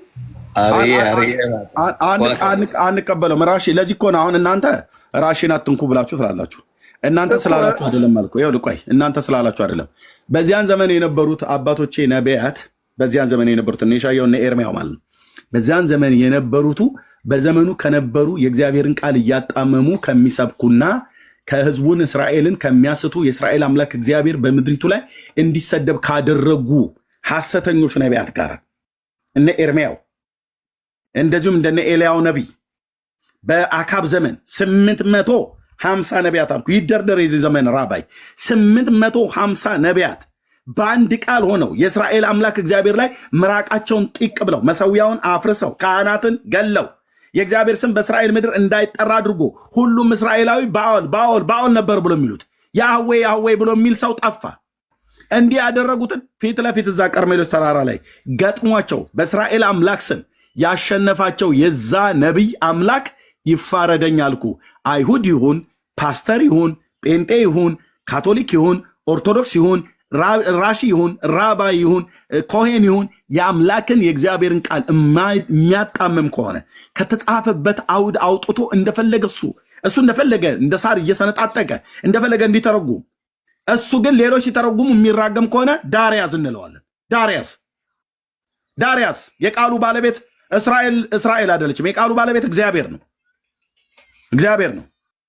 ማንም ቢሆን በአምላክ ቃል ላይ አይቀልድም። አሁን እግዚአብሔር ከሰማይ ሲመለከት በሙሉ ሐሞቱ የፈሰሰ ከአምላኩ ከያህዌ ይልቅ ራባይን የሚፈራ ትውልድ ነው። ከአምላኩ ከእግዚአብሔር ይልቅ ጳጳስን የሚፈራ ትውልድ ነው ያለው። ጳጳሱ በግ እየቀበረ አስማት እየሰራ የ200 ሰዎችን ፎቶ እያቃጠለ እርስ በርስ እየተገዳደሉ ቄሱ ዝም መጽሐፉም ዝም እንደሚል መጽሐፉ ዝም አይልም። መጽሐፉ ዝም አይልም። ትውልድ አለ። የኤልያው ነቢይ አምላክ እግዚአብሔር ይመስክራል አለ ትውልድ በዚህ ዘመንም ሕያው ጌታ ለዘላለም የሚኖር የያዕቆብ ንጉሥ ምስክር ነው እኮ አሉ። ትውልድ አለ በዚህ ዘመን ጳጳስ በግ እየቀበረ አስማት እያደረገ እየተደራረጉ እየተገዳደሉ እዛ እንደዛ ህዝቡን በማስፈራራት በግዝት ቃል ኦርቶዶክስ የሆነ እንደሆነ ማንም አይናገርም። ማን ዘንበል ይባላል፣ ዘንበል ይባላል። እዚህስ አንተን መሰል ደግሞ የአባቶችህን አምላክ ያህዌን እየጠራ እሱን እያመለክ አንድ ራሺ የጠገበ ራሺ እሱ እንደፈለገ የእግዚአብሔርን ቃል ይተረጉማል። አንተ ግን አንብበ እንኳን ለመረዳት አታንብብ፣ ምዕራፉን አታንብብ ትባላለህ፣ ትዘለዋለህ ማለት ነው። ዳርያስ ማን ነው ራሺ የሆነ እንደሆነ? ማን ነው ፓስተር የሆነ እንደሆነ? ማን ነው ሼካ የሆነ እንደሆነ? የእግዚአብሔርን ቃል አቃለው ብሎ ካለ የእስራኤልን አምላክ አቃለው ብሎ ካለ የእስራኤል አምላክ ጻድቅ ጌታ ለዘላለም የሚኖር ነው። ቃሎቹ ካፉ በጽድቅ ወጥተዋል። በቃሉ ላይ ስተት የለበትም። ትውልድ ቢጣመም፣ ትውልድ ቢሳሳት፣ ትውልድ የአብርሃምን አምላክ እግዚአብሔርን አልፈልግም ብሎ ቢል ዳርያስ እንለዋለን። ዳርያስ እውነቴን እኮ ነው የምልህ። ዳርያስ እስራኤላዊ ይሁን አሕዛብ ይሁን እከተላለሁ ብሎ ካለ የአብርሃምን አምላክ በጽድቅ ይፈልገው። በመጽሐፉ ላይ እንደተጻፈው እውነት ዘመን ካለ ዘመን ይተረጎማል። ዳንኤል 9:25 ይተረጎማል ማለት ነው። ኦኬ ቤተልሔም ይሁዳ ይወለዳል ብሎ ነቢዩ ቤተልሔም ይሁዳ ይወለዳል ብሎ ተናግሮ እናንተ እኮ አሁንም ከዳን ነገድ እኮ የሚመጣው ብለው እኮ የሚሉ ሁሉ አሉ። ይህን ከዳን ነገድ ይመጣል ብሎ የሚል ጠማማ ትምህርት ያስተማሩ እነማን ናቸው? ራባዮች ናቸው። ንስሐ ነው መግባት ያለባቸው። ሚኪያስ እንደዋሻ አድርገው ታላቁ ነቢይ እንደዋሻ ተደርጎ ቤተልሔም ኤፍራታ ነው የሚወለደው መሺያው እያለ ከዳዊት ዘር ነው የሚወለደው እያለ ዘመን እየተናገረ የምትወልደው ሴት ድንግል ሴት እንደሆነች ኢሻያው እየተናገረ ከነገደ ይሁዳ ነው የሚወጣው እያለ እንደዚህ ነቢያት እየተፈራረቁ እያንዳንዳቸው ሞቱን እንደሚሞት የእስራኤል መሺህ እንደሚገደል የሚገደልበት ኢየሩሳሌም ከተማ ከተሰራ ቤተ መቅደሱ ቤተ መቅደሱ ከተሰራ በኋላ ኢየሩሳሌም ቅጥር ከተሰራ በኋላ ቤተ መቅደሱ ከተሰራ ኢየሩሳሌም ቅጥር ከተሰራ በኋላ መሺሃው እንደሚሞት መጽሐፉ እየነገረ ራሺ የሚባል ዳርያስ እንደዚህ ከገስት ላይ ራሳችሁ ትረግፋላችሁ ማለት ነው። በሕያው አምላክ በእግዚአብሔር ፊት እኮ አልኩ አንድ እስራኤላዊ እፊት አትቆምም። ናና አውራኝ በአባቶቼ በአብርሃም አምላክ ስም ማለት ነው። አንዳችሁም እንደዚህ ነው የምትረግፈው ከገስት ላይ አጣመው አስተምረው ጠማማ መምህራን፣ ጠማማ ቄስ፣ ጠማማ ፓስተር፣ ጠማማ ትውልድ ንስሐ ግባ ነው የሚባለው።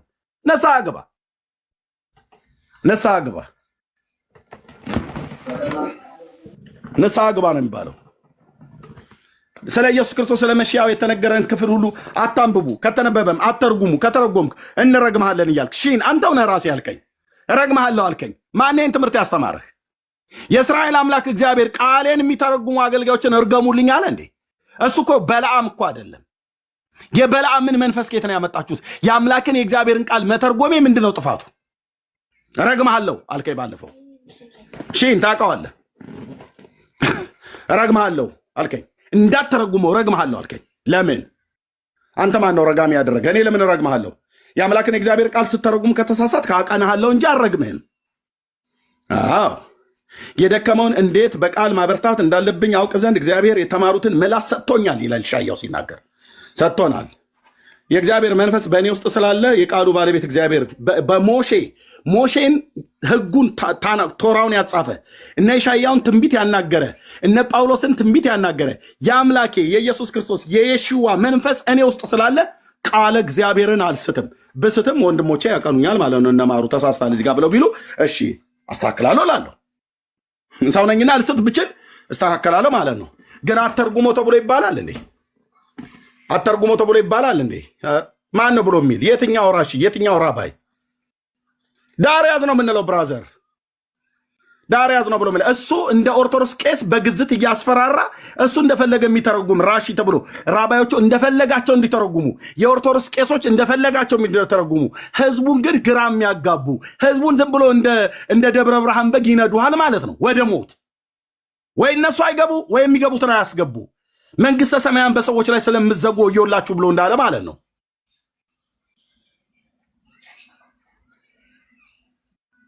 እና አሁን አንድ ራባይ ከሚናገረው ይልቅ ዝም በል እንዴ! የእስራኤል አምላክ እግዚአብሔር እኮ ሲሰደብ እኮ ዝም ትላላችሁ። አንድ ራባዮችን እንደዚህ አትበል። ዳሪያስ ብራዘር ዞር በል ከጎዳና ላይ። ስራ አጥቼ አይደለም እዚህ መጥቼ ላይቭ ከፍቼ የማወራው። የአብርሃም አምላክ ቅዱስ እግዚአብሔር ልኮኛል ቃሉ እንዳገለግል።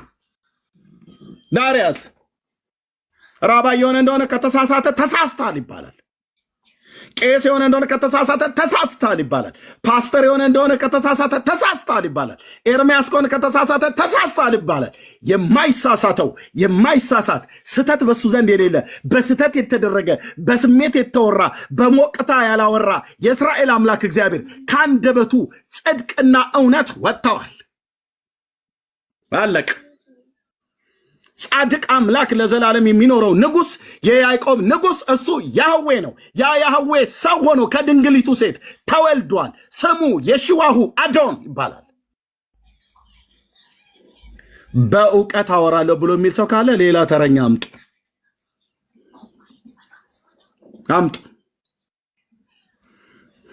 ለእናንተም መዳን ስለሚያስፈልጋችሁ ለእስራኤላውያን ማለት ነው። መጽሐፍትን አታንብብ ትባላለህ። ዝለለው ይሄኛው ምዕራፍ ይለዋል። አንተ ትዘላለህ። ዝም ብለህ ገመድ ዝላ ያደረግከው እንዴ? አጠረጥርም የሆነ ነገር ይሄኛው ምዕራፍ ዝለሉት ብሎ ሲል ራሺ ሲነግርህ ራባዩ ሲነግርህ አጠረጥርም? የምን ገመድ ዝላይ ነው እንዴ ያስከው? እግዚአብሔር ይሄኛውን ዝለለው ይሄኛውን አትዝለለው እያለ ነው እንዴ ቃሉን የሰጠህ? የአምላኬ እግዚአብሔርን ቃል ማንም ራባይ ማንም ፓስተር ተነስቶ ይሄን ምዕራፍ ዝለለው እንዳታነበው ብሎ ቢል ዞር በል ነው የምለው። ዞር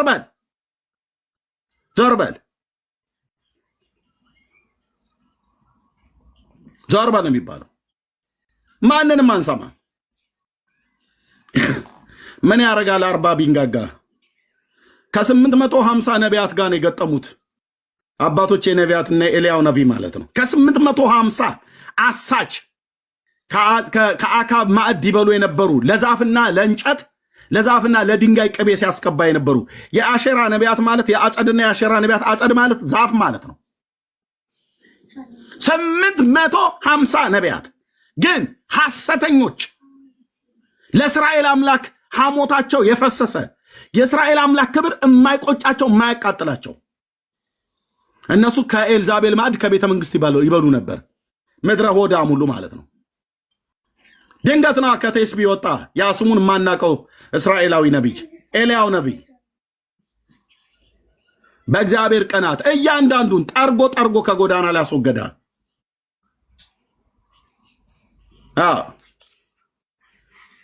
ማንንም የእግዚአብሔርን ቃል የሚሰብክ ከሆነ ራቫዩን እሰማዋለሁ፣ ፓስተሩን እሰማዋለሁ፣ ቄሱንም ጳጳሱንም እሰማዋለሁ።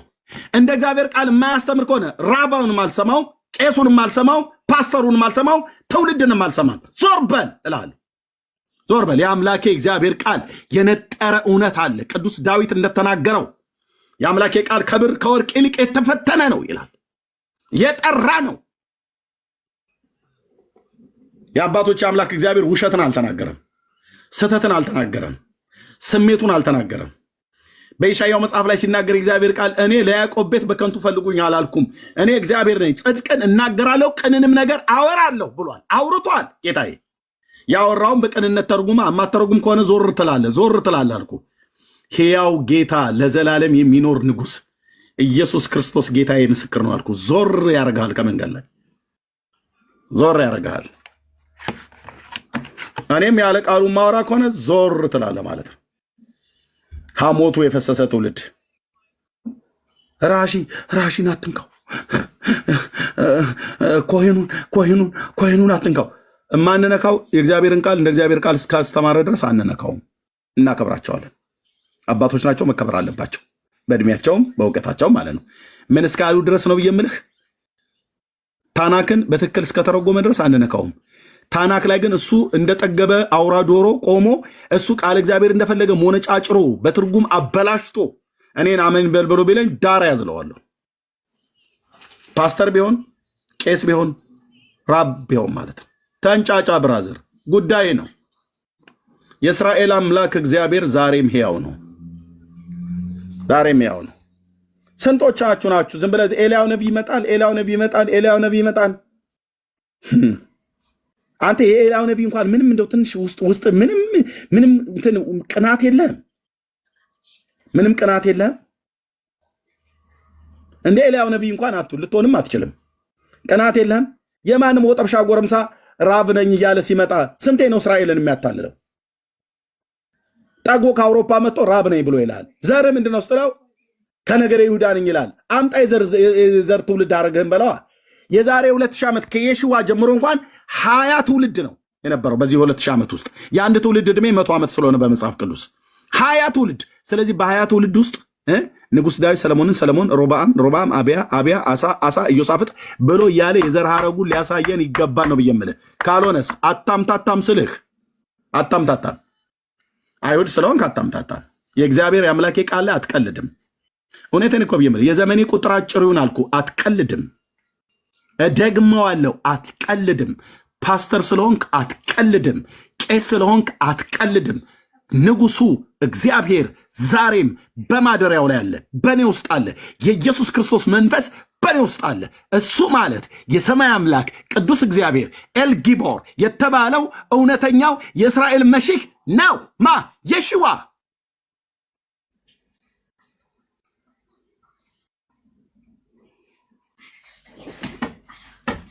አለቅ እንዴ? አልበዛም እንዴ? በሃይማኖት ቤት እዛ ሲያስፈራሩ ማለት ነው።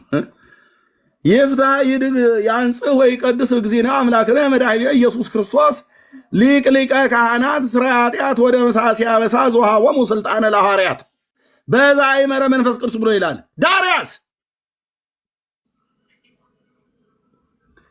አንተ እንደዛ እንድትል ስልጣን እግዚአብሔር ከሰጠህ፣ ስልጣኑን የሰጠህ እግዚአብሔር ሁሉ ቀን እንደዚህ እያልክ እንድታላዝንብን ሳይሆን ቃለ እግዚአብሔርን አስተምር እንጂ የተሰቀለውን የአብ ልጅ የዳዊት ልጅ ኢየሱስ ክርስቶስን ስበክ እንጂ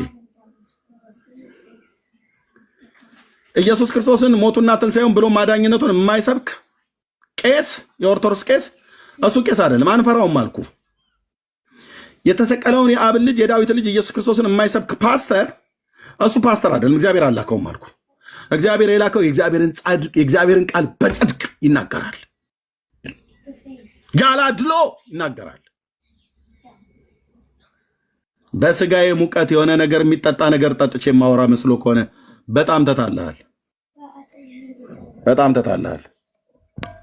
ጌታ ከሰማይ ሆኖ ሲያይ እንዴት እንደሚያዝን አልኩ። በሙሉ ሐሞቱ የፈሰሰ ትውልድ በሙሉ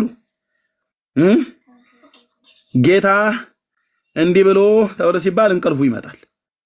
ከዛ ራሺ እኮ የሚባሉት ተሳሳቱ፣ ቄሱ እኮ ተሳሳተ፣ ፓስተሩ ተሳሳተ ብሎ ሲል አይኑን ጠርጎ መጥቶ ለብረው እንደዚህ ብለም ጥለው ግን ራሺ እኮ ይሳሳታሉ አይባልም። አይ አባቶቻችን አትስደብ ብራዘር። እሱ የእስራኤልን አምላክ እግዚአብሔርን እኮ ተሳድቧል። በትርጉም እየሰማኸኝ ነው? ፓስተሩ ሲሆን እንደሆነ ተሳድቦ በትርጉም ተሳስቶ ከሆነ ጌታን እየተሳደበ ነው ማለት ነው። ንስሐ መግባት አለበት። ራባዮቹን አትናገሩ ብሎ ያለበት ቦታ አለ እንዴ ጌታ? አይ ፓስተሮቻችሁ እንደፈለገ ቢያጠፉት እንዳትናገሯቸው አለ እንዴ እግዚአብሔር? ኤርሚያስ እንደፈለገ ቢስት ዝም በሉት እሱን እንግዲህ አንድ ያስነስቸዋለሁ ብሎ አለ እንዴ እግዚአብሔር? ከተሳሳትኩ ተሳስተሃል ኤርሚያስ እባላለሁ። ከተሳሳትሽ ተሳስተሻል ትባያለሽ። አይ ሰች እኮ የአይሁድ ራባይ ናቸው፣ ቀሚሳቸውን አታይም? ጺማቸው ይርዘም አልኩ። ይርዘም ጺማቸው ለምን መሬት ለመሬት አይጎትትም? ቀሚሳቸውም ልክ እንደዛ ማለት ነው። ከተሳሳቱ ተሳስተዋል ይባላሉ። ትርጉም ላይ ካበላሹ አበላሽተዋል ብለን እንሞግታቸዋለን። አናናናናና የእግዚአብሔር ቃል እንደዚህ አይተረጎም እንላቸዋለን። እነሱን ብቻ ተርጓሚ፣ እኛ ግን እነሱ የተረጎሙትን ዝም ብለን አሰስገሰሱን ሁሉ ምንጠጣ አይደለንም እኮ ነው ብዬ የምልህ። ግልጽ አይደለም እንደ ንግግሬ ነው። ፓስተሩ እንደፈለገ ጌታ እንደተናገረው ማለት ነው። ጌታ እንደተናገረው በትንቢተ ሕዝቅኤል መጽሐፍ ላይ ስለ በጎቹ ሲናገር ምዕራፍ 34 ላይ በጎቼ በእግራችሁ ያደፈረሳችሁትን ውሃ ታጠጧቸዋላችሁ አላቸው። ደፍረስረስረስረስ አድርገው በጎች ጠባቂ ስለነበርኩ በተረት የተጨማለቀ ትምህርት ገርመሃል። ራሺ እንዲህ ብለው ይላል። ኢሳያስ እንዲህ ብለዋል አትልም እንዴ? በኤርምያስ በኩል ጌታ እንዲህ አለ። ማን ነው የሚለው? የለም። ራሺ ራባይ እንትና እንዲህ ብለው ከየት ነው ምንጩን ያመጡት? ከታልሙድ። ታልሙድ ምንድን ነው? ታልሙድ ምንድን ነው? ጌታ የሚያውቀው ቃል ነው እንዴ? ታልሙድ አይደለም። ከጌታ አፍ ነው የወጣው ታልሙድ አይደለም። የታሪክ መጽሐፍ ነው። ታሪክን አጭቆ የያዘ ማለት ነው። ለምን ታናኩን አታነበውም? እኛ ስናነበው አይገባንም። ለምን ያልገባ? የማይገባ ከሆነ አንተ ታላቁ የተፈራውን የእስራኤልን ንጉሥ ልዑል እግዚአብሔርን እያመለክ አትጸልይም እንዴ? እንደ አረብ ሴት ዝም ብለህ ከምትሳደብ በየመንገዱ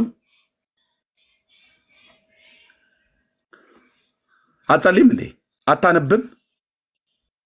ስንፍና ጎጆ እልሃ ላይ ሰርቶብህ እንደ ሸረሪት ድር ስንፍና እልሃ ላይ አድርቶብህ ማለት ነው። አምስቱ ብሔረ ኦሪትን ማን ነው ከዚህ ውስጥ አንብቦ የጨረሰ? ማን አንብቦ የጨረሰ?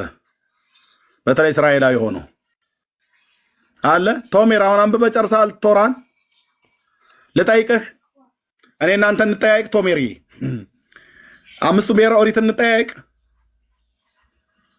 ከመጽሐፈ በረሺት ጀምረን እንጠያየቅ። አንብበዋል የቱ ጋር ምን እንደሚል? ስድብ ብቻ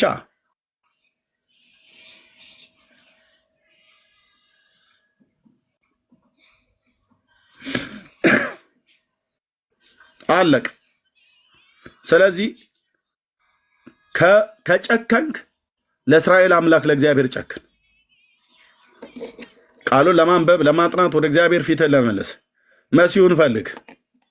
እውነተኛው መሲህ ይመጣል። ይመጣል። መቼ ነው ይመጣው? ይመጣል። መቼ ነው ይመጣው? አናቅም። መቼ ነው የሚመጣው? አናቅም። አንድ አይሁዳ አስገብቼ ስጠይቀው መሲያው ይመጣል? አዎ ይመጣል። መቼ ነው የሚመጣው? አናቅም። እንዴት ነው የማታውቀው? ጌታ ተናግሮ የለ እንዴ በነቢያቱ በኩል? ዘመኑን አታውቀውም? አናቅም። ከማን ነው የሚወለደው? ከነገደ ይሁዳ ይለዋል። የማን ቤት? የዳዊት ቤት። ዳዊት አሁን አለ? የለም። ቤተልሔም ነው የሚወለደው? አዎ ቤተልሔም ነው ብሎ ይላሉ። አንዳንዱ ደግሞ ከዳን ነው ብሎ ይላል። ከዳን መሲህ ይመጣል ብሎ ያለ የትኛው ነብይ ነው? የብሉይ ኪዳን ነቢያት ከሙሴ እስከ ሚልክያስ ጥራልኝ እስኪ። ከነገደ ዳን ነብይ ይወጣል ብሎ ያለው ማን ነው?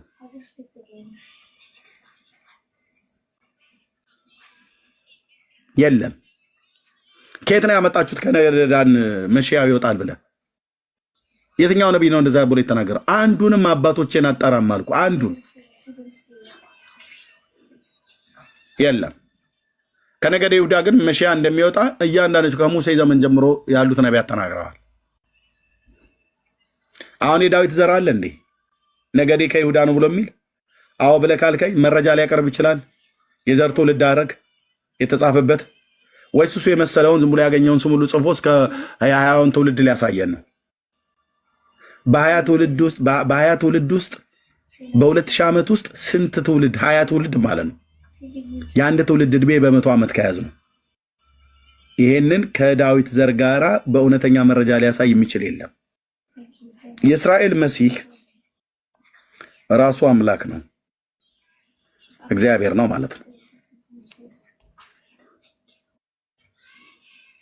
ለዚህ ነው እግዚአብሔር ጽድቄኑ ተብሎ ይጠራል ብሎ ያለው። እግዚአብሔር ጽድቄኑ ተብሎ የሚጠራ ፍጡር አለ እንዴ ወንድሞች እናቶች? የለም፣ የለም። ስለዚህ ኢየሱስ ክርስቶስ እውነተኛ የሆነ የእስራኤል አምላክና መሲህ ነው። እርሱ የምትቀበሉት ትድናላችሁ። በጣም ብዙዎች አይሁዳውያን ወገኖች ያላችሁ እዚህ ትድናላችሁ። እሱን ባትቀበሉት ግን ትጠፋለህ። ብራዘር እውነቱን ነው የምነግርህ። ብዙዎች አድበስብሰው ነው የሚነግሩ። ትጠፋለህ። የሰው ዘር በሙሉ ነው የሚጠፋው አልኩ።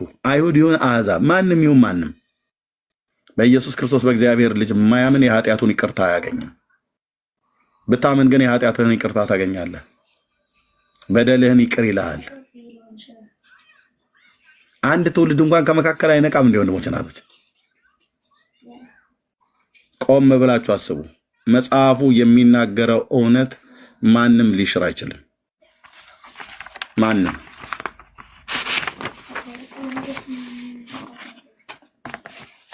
ሺና ናታን ይገባኛል። ስለ ጌታ ስለ ኢየሱስ ክርስቶስ ስለ መሲያው በብሉይ ኪዳን ነቢያት የተናገሩትን እንዲህ ሲነገር በጣም ብዙ ጊዜ ነው ከገስት ላይ ቱር ብላችሁም ተውቱት። ደህና ሁኑ ደህና ሰንብቱ እንኳን አትሉም። ሁላችሁንም ታዝቤያለሁ። ከቶሜር ውጭ ቶሜር አይገባም። ከታች ይሆንና በኮሜንት ነው የሚጽፉ። በኮሜንት ይሳደባል፣ ሲፈልግ ይስቃል። እና እንወዳችኋለን፣ እወዳችኋለሁ። በእውነት አምላኬ እግዚአብሔር ምስክር ነው። እስራኤላውያን እንወዳችኋለን። ጌታ ኢየሱስ ደግሞ በጣም ነው የሚወዳችሁ። በጣም እናንተ ስሙ ሲጠራ ትረግሙታላችሁ፣ እሱ ግን የእናንተ ስም ሲጠራ አይሆንለትም። በጣም ይወዳችኋል። በጣም ጌታዬ ኢየሱስ ክርስቶስ በጣም ይወዳታል እስራኤልን። በጣም ይዋጋላችኋል። አሁንም እንኳን ባታዩት ስውር እጆቹ ይዋጋላችኋል። በኋለኛው ዘመን ደግሞ በግልጥ ይመጣና ፊት ለፊት ጠላቶቻችሁን በአደባባይ ላይ በዛ በሜጊዶው ሜዳ ላይ ይረፈርፋቸዋል። ኢየሱስ ክርስቶስ ጌታችን ሲመጣ ማለት ነው። አሁን በስውር እየተዋጋላችሁ ነው። ስውር እጁ እየጋረዳችሁ ነው። አታውቁትም። እናንተ አታውቁትም ማለት ነገሩ እንደዛ አይደለም ማለት አይደለም። መጨረሻም ደግሞ በአርማጌዶን ጦርነት ሲመጣ እናንተን ሊያድን ነው የሚመጣው። ጠላቶቻችሁን አምላኬ ጠላቶቼን ውሃ እንደሚያፈርስ በአል ፐራሲም አደረጋቸው ብሎ እንዳለ ዳዊት እግዚአብሔር ጠላቶቻችሁን እስራኤልን ለመውጋት የሚሰበሰቡ የአሕዛብን መንግስታት በሙሉ በሜጊዶ ሜዳ ላይ ያደቃቸዋል፣ ይፈጫቸዋል።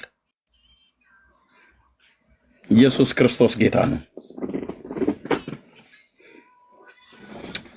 እና ይሄ ነው የምለው። ጸጋ ይብዛላችሁ። ማርዬ ካለህ የምትለው ነገር ካለ በልና እኔም ልጨርስ ነው።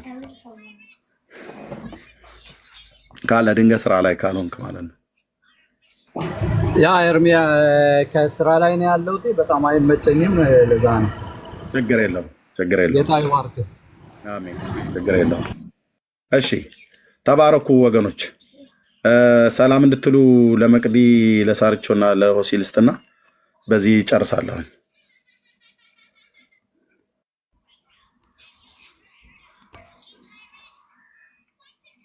እሺ ሰላም አትሉ ካልሆነ ችግር የለውም። በታችም ሰላም ማለት ትችላላችሁ። ኤርሚ ሰላም፣ እንዴት ነህ? ደህና ነኝ ጌታ ይመስገን። እንዴት ናችሁ? ሰላም ናችሁ? ሁላችሁም ጸጋ ይብዛላችሁ። ተባረክ ኤርሚዬ እኮ አሜን። ሁልጊዜ ሳይ ደስ ነው የሚለኝ፣ እርፍ ነው የምለው። ጌታን ስሙ ይባረክ። ስለ አንተ ጌታ ተባረክ። ጸጋና ሰላም ይብዛል፣ እድሜ ይብዛል ከአባቴ። አሜን። ጸጋ ይብዛል። አሜን። ተባረክልኝ ሳርቾ። እሺ ሆሲ ወረደች። መቅዲ ሰላም ትያለሽ? እርሚዬ ሰላም፣ እንዴት ነሽ? እሺ ሰላም ነው፣ እግዚአብሔር ይመስገን። አሜን። ጌታ ይመስገን። ሰላም ነው። ጌታ ይባረክ። ጌታ ኢየሱስ ክብሩን ይውሰድ። አንደበትህን የከፈተልህ ለራሱ ክብር እንዲገባ ትውልድ አለው እግዚአብሔር በዘመናት መካከል እና እግዚአብሔር አንተን ስላስነሳህ ስለ ቤቱ ቅናት ግድ ስላለህ እግዚአብሔር ራሱ ክብሩን ይውሰድ። ለማንም አይደለም ክብር የሚገባው፣ እግዚአብሔር ክብሩን ይውሰድ። በእውነት እኔ ራሱ በጣም ይገርመኛል። በዚህ ይሄ ትውልድ መኖሩ ራሱ ገረመኝ። እኔ ማለት እኔ አላውቅም እንደዚህ አይነት ትውልድ እንዳለ። አሁንም ቢሆን ድረስ እንደዚህ አይነት በእስራኤልም ሆነ በምንም ይሄ ትውልድ ያለ አልመሰለኝም ነበር። ግን በአንተ ቤት ውስጥ ሁኜ አየሁት እና እግዚአብሔር ክብሩን ጠቅልሎ ይውሰድ ስላንተ። አሁንም በኢየሱስ ስም እግዚአብሔር አምላክ የተናገረውን ቃሉን በአንተ ዘንድ ይፈጽም ዘንድ ይተጋል ራሱ። ምክንያቱም ኢየሱስ ክርስቶስ በዮሐንስ ወንጌል ላይ ስለ ቤቱ ቅናት ብሎት ጅራፍ አንስቶ እርግቦችን እናንተኑ ሲያባርር ደቀ መዛሙርቶች ምንድነው ትዝ ያላቸው? ስለ ቤት ቅናት ግድ ይለኛል የሚለውን አስታወሱ። ወደ ኋላ አሰቡና በዚህ ዘመን እንጃ በኢየሱስ ስም ጌታ ክብሩን ይውሰድ። ተባረክ። እንወድሃለን። ቀጥል። እንጸልያለን። ሌላ ምንም አሁን ስለ እንጀራ መጮህ ራሱ ሊያበቃ ነው። ካንተን ሳይ ይሄ ክብር ነው መገለጥ ያለበት። ጌታ ኢየሱስ ይባርክህ። ተባረክልኝ። ተባረኪ። ተባረኩ ወገኖች። የአባቶቻችን አምላክ ልዑል እግዚአብሔር ለዘላለም ስሙ ይባረክ። ማንም ስለሆንኩ አይደለም፣ ጥሪ እንዲህ ያደርጋል። የሰማይ ጥሪ ሲመጣ እንዲህ ያደርጋል። ይሄን ብቻ ነው የማውቀው። ይሄን ብቻ ነው የማውቀው ወንድሞቼ፣ እናቶች፣ ይሄን ብቻ ነው የሰማሁት። ይሄን ብቻ ነው የማውቀው። እጁን አይቻለሁ፣ ጥሪውን ሰምቻለሁ። ማንም አይደለሁም። በቃ ምንም ነኝ። ምንም በእውቀት ብላችሁ ብትሉ ነግራችኋለሁ። እንድታዝኑልኝ ከንፈር እንድትመጡ አይደለም። የ7ኛ ክፍል ተማሪ በገጠሪቱ ኢትዮጵያ ተወልዶ ያደገ ዘርና ትውልዱ የማይታወቅ ብዬ ስለ የወጣሁበትን ማላቅ ሆኜ አይደለም። እሱ በእግዚአብሔር ፊት የማይታወቅ በቃ ሰው ነው። ሰው በእውቀት ብለህ ብትል የ7ኛ ክፍል ተማሪ በሰው ደረጃ ብትመድበኝ የመጨረሻ ብለህ የምትለው ማለት ነው። እግዚአብሔር ግን እግዚአብሔር ነው። ወንድሞቼ እናቶቼ፣ እግዚአብሔር ግን እግዚአብሔር ነው። እግዚአብሔር ግን እግዚአብሔር ነው። የራሱን አቅምና ብርታት ተማምኖ ይጠራል። ተማምኖ ተናገር ይላል። የራሱን መንፈስ የራሱን ጸጋ ሞልቶ ማለት ነው። እና እግዚአብሔር ይባረክ። ኤርሚ አንድ ምስክርነት በእናትህ ሳልናገር አልልም። እሺ እንደነገርኩ ባለፈው ከዚህ በፊት አውርቻለሁ መሰለኝና እኔ ጌታን ካገኘሁኝ በኋላ ያው ባለቤቴ በጌታ አልነበረም እና በጣም ተጽዕኖ ነበር የሚያደርስብኝ። የሚገርም ለ10 ዓመት ያህል በጣም በቃ በትግል ውስጥ ነበርኩኝ። ብታይ በጣም በሚገርም ቻሌንጅ በቃ ሰው ሊችለው በማይችለው ሁኔታ ውስጥ ነበርኩኝ። ከባድ ነበርና የሆነ ሰዓት ላይ በቃ ምን ልጆችም አሉኝ 2 ልጆችና ልንበለስ በቃ ምንድነው ብዬ ብዙም እውቀትም የእግዚአብሔር የቃል እውቀትም ስላልነበረኝ ስላልተማርኩም ደህንነትም ምን በቃ ብቻ ጌታን ብቻ ነበር ያገኘሁትና ብዬ ለመመለስ አስቤ ነበርና አጋጣሚ እንደዚህ ስልክ ስከፍት አንተ ቤት እገባለሁ። በጣም የሚገርም ስራ እየሰራሁ በኤርፎን በቃ መስሪያ ቤት ጆሮሽ እንዳይደነቁር እስኪሉኝ ድረስ እሰማችሁ ነበር እስክታቋርጥ ድረስ ማለት ነው። እና በቃ በጣም እየታነጽኩ በጣም እንትን ያልኩ ከኢየሱስ ውጭ ምንም ህይወት እንደሌለ እየገባኝ መጣ። እዚህ ቤት ውስጥ ያለው ነገር ልነግር አልችልም። ዱላ አለ፣ ስድብ አለ፣ በጣም ብዙ ነገር አለ። ብታይ በጣም ነው ማለቅሰው። ሌሊቱ ሙሉ ሳለቅስ ነው ማድረው። መጸለይ አልችልም ነበር፣ ከባድ ነበር። ብታይ ጌታን መተው አልችልም፣ ግን ደግሞ እውቀት የለኝም። አይ በቃ ጌታ አንተ እንግዲህ ወደ አንተ ከጠራኸኝ በኋላ እንደዚህ አይነት ነገር ቢደርስብኝ ከሆነ ቢቀርብኝስ ምናምን የሚለው ሀሳብ ላይ ነበር። ከዛ ሁልጊዜ ያ አንተ ቤት እገባለሁ፣ ዳኒ ቤት እገባለሁ፣ ሞራ አንተ ቤት በቃ በጣም በቃ አልኩኝ። ጌታ ሆይ አይኖቼን አበራ። በቃ ከኢየሱስ ውጭ ምንም ድርድር እንደሌለኝ እና እንደነገርኩ ከ10 ዓመት በኋላ ብዙ ጊዜ እሺ ያልኩ ስንጣላ ሽማግሌ ሲገባ ሃይማኖቷን ትቀይር ሲል እሺ እላለሁ፣ እስማማለሁ። ቤተሰቦች የኔም በጌታ አይደሉም የእሱን ቤተሰቦች በዙሪያችን። ከዛ እሺ ብዬ ተስማሚዎች ይውላ ገብቼ እንደገና ቻሌ እሺ አይለኝም ልቤ። ቤተክርስቲያን ሁሉ ሄዳለሁ፣ ልቤ እሺ አይለኝም። በቃ ውስጤ አይፈቅድም። ከዛ እሱም ደግሞ ተመልሶ እንደገና እንደዛው ይሆናል ማለት ነው። በዚህ ሁኔታ ውስጥ እያለን 10 ዓመት ከቆየን በኋላ አሁን በቅርብ ላይ በቃ ጠነከርኩ። ጌታ ምስክሬ፣ በቃ የአንተ ትምህርት አበረታኝ። ጌታ ስሙ ይባረክ። ጠነከርኩኝ። ከዛ በቃ አሁን የመጨረሻ አለ እሷ ተጠምቃ ኦርቶዶክስ ካልሆነች እኔ አልፈልግም አለ። ከዛ በፍጹም በአንገቴ ብታረድ ራሱ ኦርቶዶክስ አልሆነም ወደኋላ አልመለስም ብዬ ትቼ ወጣው ከቤቱ ለልጆቼን ትቼ ማለት ነው። ከዛ ትቼ ወጣውልኝና በቃ ሰው ጋር ተጠግቼ የኖርኩ 15 ቀን ምናምን ከተቀመጥኩኝ በኋላ በቃ ቤተሰቦቹን አስለምኖ ሰው ሁሉ ለምኖ ብሎ በቃ ህዝብ ቤተሰቦች ሁሉ በፊት ለምንድነው አንቺ ለትዳርሽ ለልጆችሽ ብለሽ እንዴት አንቺ ሃይማኖት አትቀየሪም እንዴ? ምንድነው አንቺ የትኛው ደግሞ ደህና እየተባለው ጴንጤነት መርጠሽ ለልጆች እያሉ ሲሉኝ የነበሩ ሰዎች ሁሉ በቃ ከዚህ በኋላ በአንቺ ሀሳብ እንዲስማማ እንትን እንላለን በቃ ግቢ ምናምን አሉኝና እዛ ስገባ ጌታ ምስክር ቸርች ማለት ነው። ኤርሚ ሄጄ አላውቅም። ተደብቄ ነው የምሄደው። ከሄድኩ ሙሉ ወንጌል ቀጠና 2 ነው የምሄደው። በስንት መከራ በ10 ዓመቴ ተደብቄ እየተደበቅኩ ደህንነት ተምሬ እየተደበቅኩ ተጠምቄያለሁ። ያውም ደቀ መዝሙር አልተማርኩም ነበር ማለት ነው። ተጠመቅኩኝ ማለት ነው።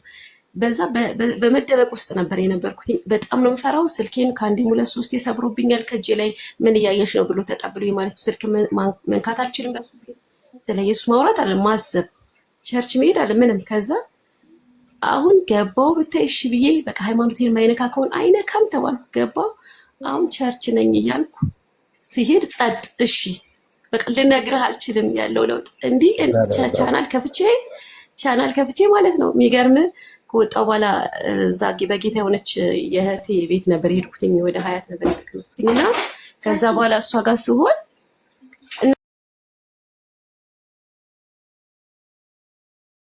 እሱ ቻናል የመንፈሳዊ ቻናል ሲከፍቱ ቤት ያለው መስሎኝ ደነግጥ ነበር። ወይኔ እሱ ሲመጣ ቶሎ ብዬ ነው የምቀይረው። ኧረ ይሄ ነገር መቼ ነው ይሄ መንፈስ የሚተወኝ ላይ ያልኩ አስቃት ነበር እህቴንና ስመጣ አሁን ከመጣ በኋላ ከፍታለሁ ሳይ ጸጥ መጥቶ የራሱን ይቀይራል። አንዲት ድምጽ የለም። ያኔ እኮ ያስገድለኝ ነበር። ቢላ ሁሉ አንስቶ ያውቃል። ጸጥ ብሎ አሁን ወድለታ ቸርች ሄድኩኝ። የት ነሽ ሲለኝ ቸርች ደርሼ ወጥቼ ነው። ጌታ ኢየሱስ እውነት ብርክ ይበል አመስግንልኝ። በጣም በቃ ልነግርህ አልችልምና ወደኋላ ልመለስ የነበረውን ጌታ ባንተ ትምህርት አጠንክሮኝ ይኸው እዚህ ጋር ቆም ያለውና ስሙ ይባረክ ጌታ ኢየሱስ። ይሄን ለመስከፍ ፈልጌ ጌታ ለዘላለም ስሙ ይባረክ። እናምናለን ደግሞ ከባለቤትሽ ጋር ሆነሽ በቅርብ እሱም እኔም እኮ አልገባኝም ነበር አሁን ግን ገባኝ ብሎ የጌታ ፍቅር ገብቶት አብራችሁ በአንድነት ጌታን የምታመልኩበት ዘመን እንዲመጣ እችን አጭር ጸሎት እጸልያለሁ። በእምነት እጸልያለሁ። የአባቶች አምላክ ልዑል እግዚአብሔር በጌታ በኢየሱስ ክርስቶስም እናመሰግንሃለን። ክብር ሁሉ ለአንተ ይሁን። ስለ እህቴ ስለ ሳራ ስላደረክላት ምሕረት፣ በቤቷ ስላበዛሃላት ቸርነት፣ በእሷም በልጆቿ በባለቤቷም ላይ ስላበዛኸው ምሕረትና ቸርነት እጅግ አድርገን እናመሰግንሃለን። ጌታ ሆይ በአጭር ቃል እንዲህ ብለን እንጸልያለን። የእህቴን የሳርቾን ባለቤት በፍቅርህ ልቡ እንዲሸነፍ አንተ ለሰዎች ሁሉ በምትናገርበት መንገድ ትናገራለህ፣ ሰው ግን አያስተውልም ነው ተብሎ የተጻፈው። እግዚአብሔር ሆይ በስምህ ጸልያለሁ። በጌታ በኢየሱስ ክርስቶስም አብረው ጌታን የሚያመልኩበት አብረው ስላንተ አዳኝነት የሚመሰክሩበት እግዚአብሔር በኢየሱስ ክርስቶስም ወንድማችንን ወደ መዳን እንድታመጣው አይኖቹ እንዲከፈቱ በህልም በራእይ እንድትናገረው እግዚአብሔር ባለቤቱ የሰውነቱ የአካሉ ቁራጭ የሆነች አንተ የሰራህለት አጋሩ የሆነች እንዴትና ምን እያመነች እንዳለ ቆም ብሎ እንዲያስተውል ታምራትን እናምናለን። የታምራት አምላክነህ ስትሰራ ብዙ ዘመን አይቻለሁ። ጠንካራ የሰዎችን ልብ በፍቅር ስታሸንፍ እግዚአብሔር በስምህ አይቻለሁ። በጌታ በኢየሱስም የእህቴ የሳርቾው ልብ በኢየሱስ ክርስቶስ ፍቅር ተነክቶ በአንተ ፍቅር ተነክቶ እግዚአብሔር በኢየሱስ በቤታቸው ሙሉ በሙሉ አንተን ያመልኩ ዘንድ ልጆቻቸው አንተን ያመልኩ ዘንድ ለታመኑት ልጆችህ ወንድማችንን የሳርቾውን ባለቤት አሳልፈን ሰጠን። እግዚአብሔር ሆይ አብረን የምናመሰግንበት ዘመን ስለሚሆን እጅግ አድርጌ አመሰግናለሁ። ገናናው ስምህ ይባረክ። እንዴት ሊለወጥ ቻለ ብላ እስክትል ድረስ እንዴ ማለት እንዴት ሊለወጥ ነው የቻልከው ብሎ በሚል ተአምራታዊ በሆነ አመጣጥ ወደ መዳንህ እንደምታመጣው አምነን በስምህ ጸለይን። በኢየሱስ ክርስቶስ ሕያው ስም አሜን አሜን። ተባረኩ። አሜን። ኤርሚ ተባረክ። አሜን። ተባረክ። አሜን። አሜን። አሜን።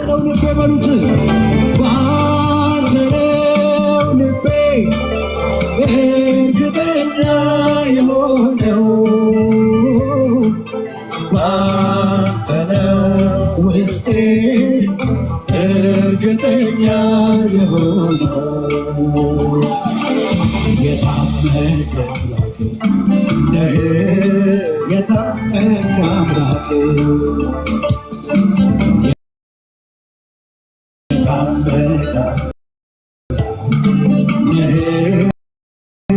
የታመንክ አምላክ ሰውማ ቃል ገብቶልህ የሆነ ለታ ሲሆንብኝ አውቃለሁ የውሃ ሽታ እርግጠኛ የሆነው ባንተ ነው ልቤ ያልከኝን ፈጽመው ስላየው ባይኔ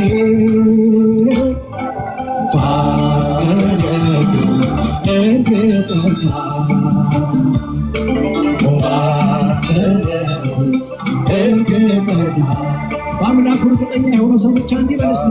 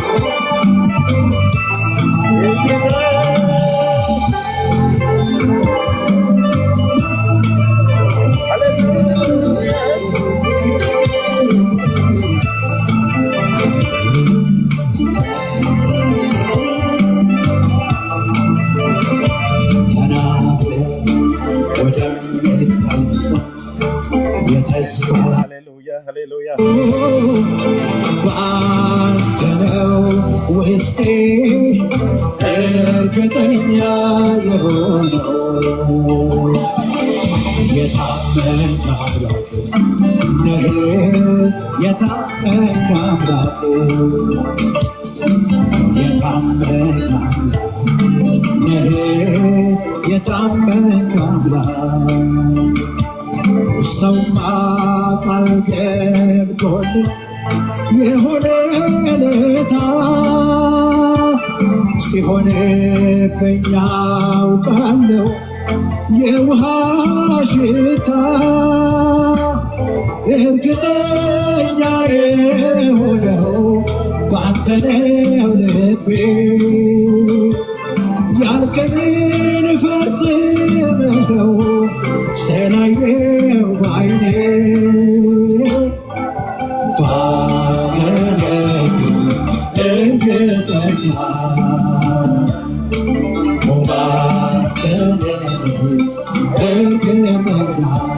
በአምላኩ እርግጠኛ የሆነው ሰው ብቻ እንዲበል እስቲ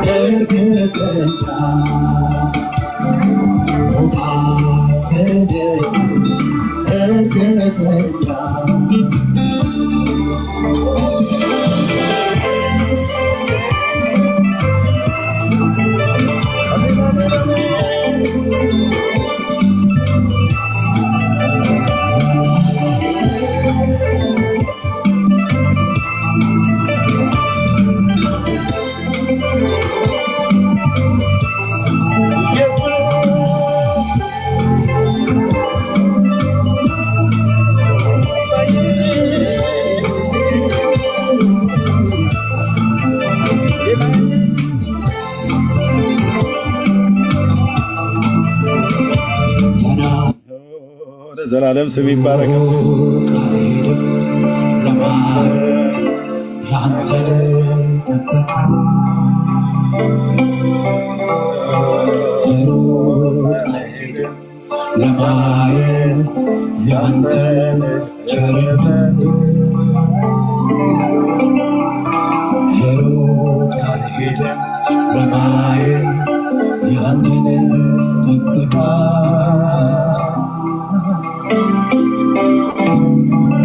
ሩቅ አይሄድም ለማየት ያንተን ደግነት ከቦኝ የለም በየማለዳው ከቦኝ የለም ከቦኝ የለም ዕለት ዕለት ከቦኝ የለም ያንተን ከቦኝ የለም በየማለዳ ከቦኝ የለም በየምሽቱ ከቦኝ የለም ሁሌ አቤት ከቦኝ የለም ያንተ ደግነት ሩቅ አልሄድም ለማየት ያንተን ጥበቃ ሩቅ አልሄድም ለማየት ያንተን ደግነት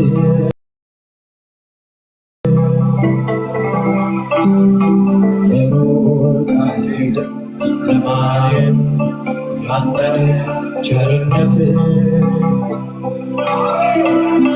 ከቦኝ የለም በየማለዳ ከቦኝ የለም በየምሽቱ ከቦኝ የለም ከቦኝ የለም ከቦኝ የለም ወይ በሉት ጌታ ከቦኝ የለም በየማለዳ ከቦኝ የለም በየምሽቱ ከቦኝ የለም እለት እለት ከቦኝ የለም ያንተ ምሕረት የለም አንድም ቀን ሳላይ አንተን የለም አንድም ቀን ያለኩት ሳላይ አንተን የለም አንድም ቀን ያለኩት ሳላይ አንተን የለም አንድም ቀን ያለኩት ሳላይ አንተን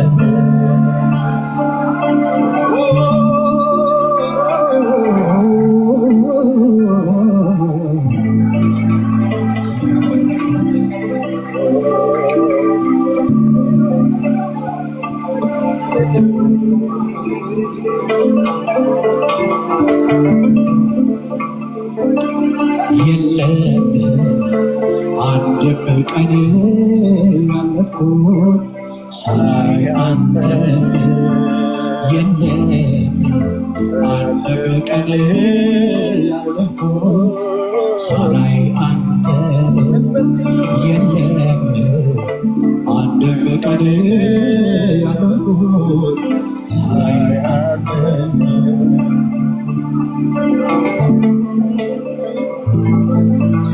አንተ ከኔ ጋር ነህ አለ በውስጤ መንፈስ ቅዱስ ሃሌሉያ ሃሌሉያ ሃሌሉያ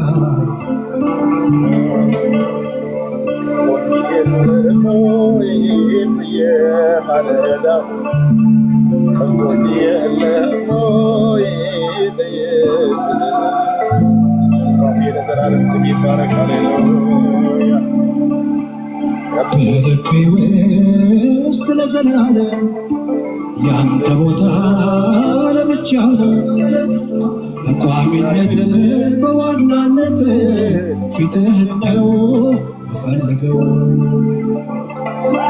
በልቤ ውስጥ ለዘላለም ያንተ ቦታ ለብቻ ነው። በቋሚነት በዋናነት ፊትህን ነው ፈልገው።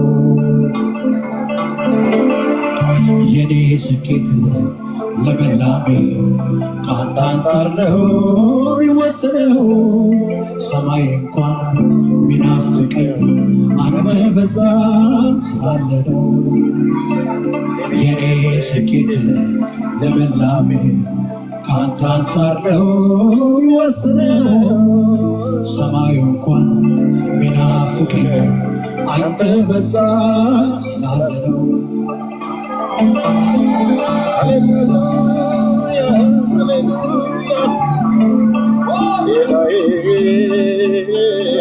ስጠኝ ምንም ነገር ግን አንተን የሚከተል ስጠኝ ወድ ነገር ግን አንተን የሚከተል ክብር ከእጄ ወስደህ ግን አንተን አስቀርተህ ክብር ከእጄ ነጥቀህ ግን አንተን አስቀርተህ ስጠኝ ምንም ነገር ግን አንተን አስቀርተህ ስጠኝ ውድ ነገር ግን አንተን የሚከተል ስጠኝ ከእጄ ወስደህ ክብር ከእጄ ነጥቀህ ግን አንተን አስቀርተህ የኔ ስኬት ለመላሜ ከአንተ አንጻር ነው የሚወሰነው። ሰማይ እንኳን ቢናፍቀኝ አንተ በዛ ስላለ ነው። ለኔ ስኬት ለመላሜ ከአንተ አንጻር ነው የሚወሰነው። ሰማዩ እንኳን ቢናፍቀኝ አንተ በዛ ስላለ ነው። አዎ አንተ በዚያ ስላለ ነው። አንተ በዚያ ስላለ ነው። አንተ በዚያ ስላለ ነው። አዎ አንተ በዚያ ስላለ ነው።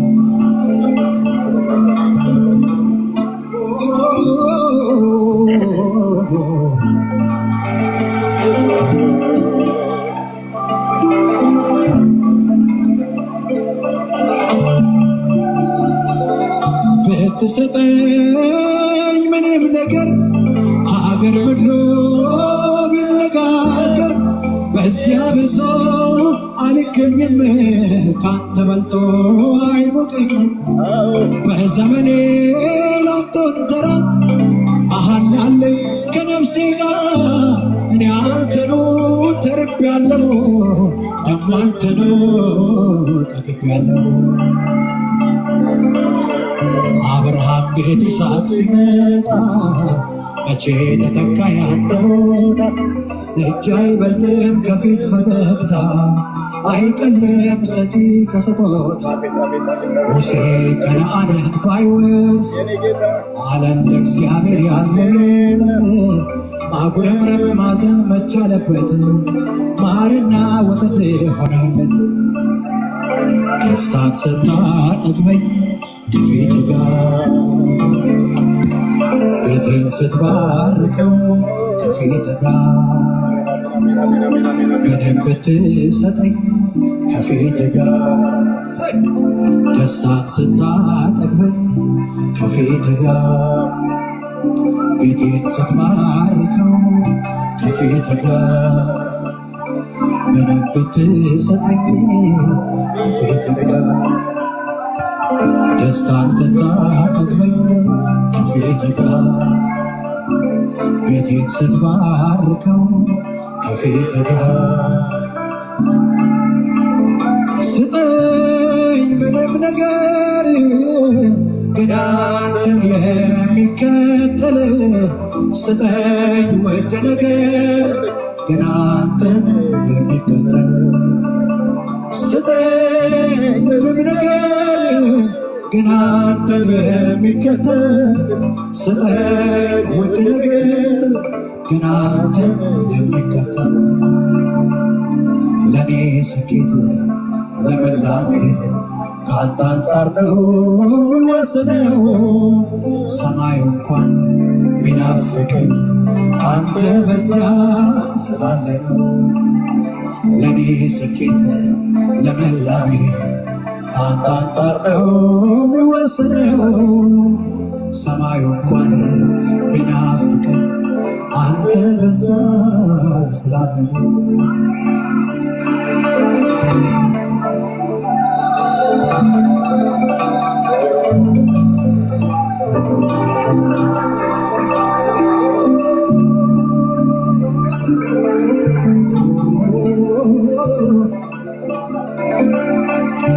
አብርሃም ቤት ይስሐቅ ሲመጣ መቼ ተተካ ያንተ ቦታ? እጅ አይበልጥም ከፊት ፈገግታ፣ አይቀልም ሰጪ ከስጦታ። ሙሴ ከነዓንን ባይወርስ አለ እንደ እግዚአብሔር ያለ ማጉረምረም ማዘን መቻለበት፣ ማርና ወተት ሆነለት። ደስታን ስታጠግበኝ ከፊት ጋር ቤቴን ስትባርከው ከፊት ጋር ምንም ብትሰጠኝ ከፊት ጋር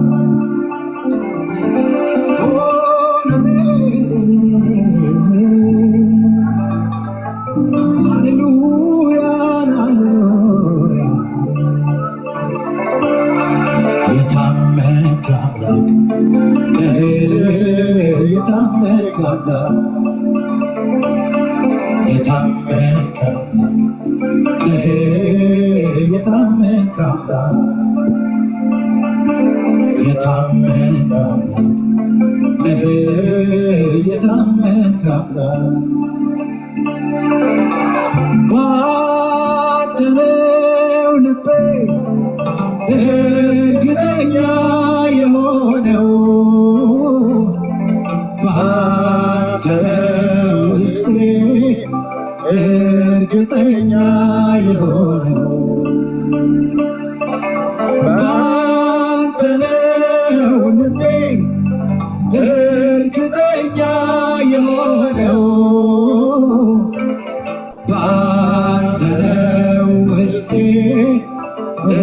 እርግጠኛ የሆነው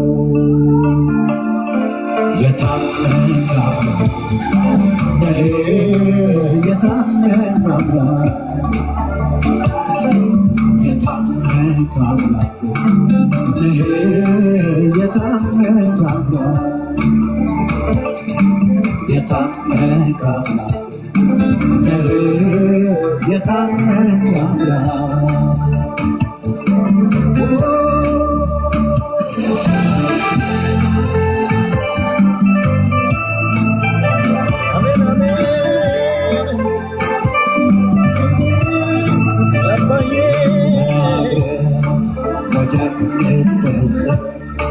የተስፋ አምላክ ነፍሴ እርሱን ተጠጊ ሕያው ነው ምላት ወደ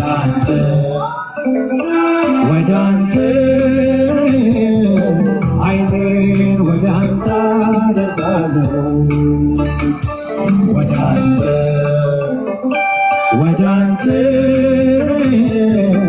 እጄን ወደ አንተ አነሳለሁ ባንተ ነው ልቤ እርግጠኛ የሆነው ባንተ ነው ውስጤ እርግጠኛ የሆነው ባንተ ነው ልቤ በሉት ባንተ ነው ልቤ እርግጠኛ የሆነው ባንተ ነው ውስጤ እርግጠኛ የሆነው የታመንክ አምላክ የታመንክ አምላክ የታመንክ አምላክ የታመንክ አምላክ ሰውማ ቃል ገብቶልኝ የሆነ ዕለታ ሲሆንብኝ አውቃለሁ የውሃ ሽታ እርግጠኛ የሆነው ባንተ ነው ልቤ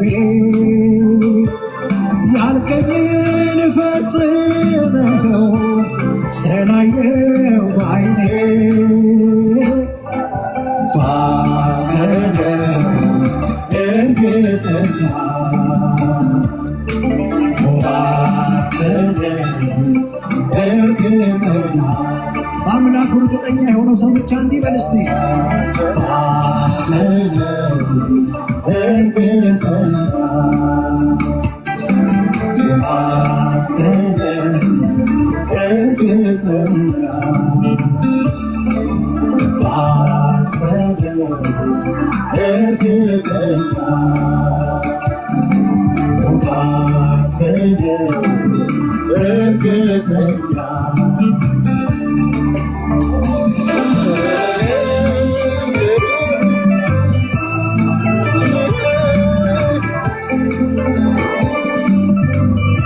እርግጠኛ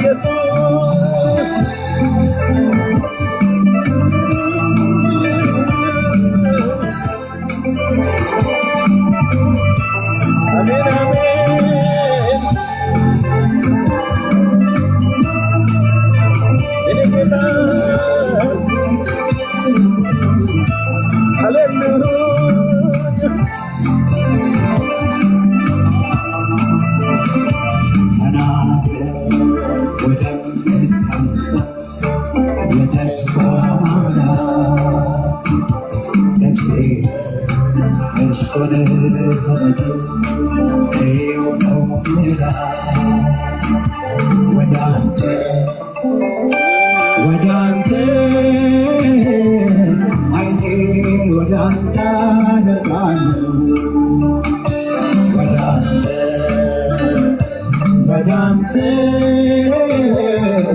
እጄን ወደ አንተ አነሳለሁ ስላየው ባይኔ ባንተ ነው እርግጠኛ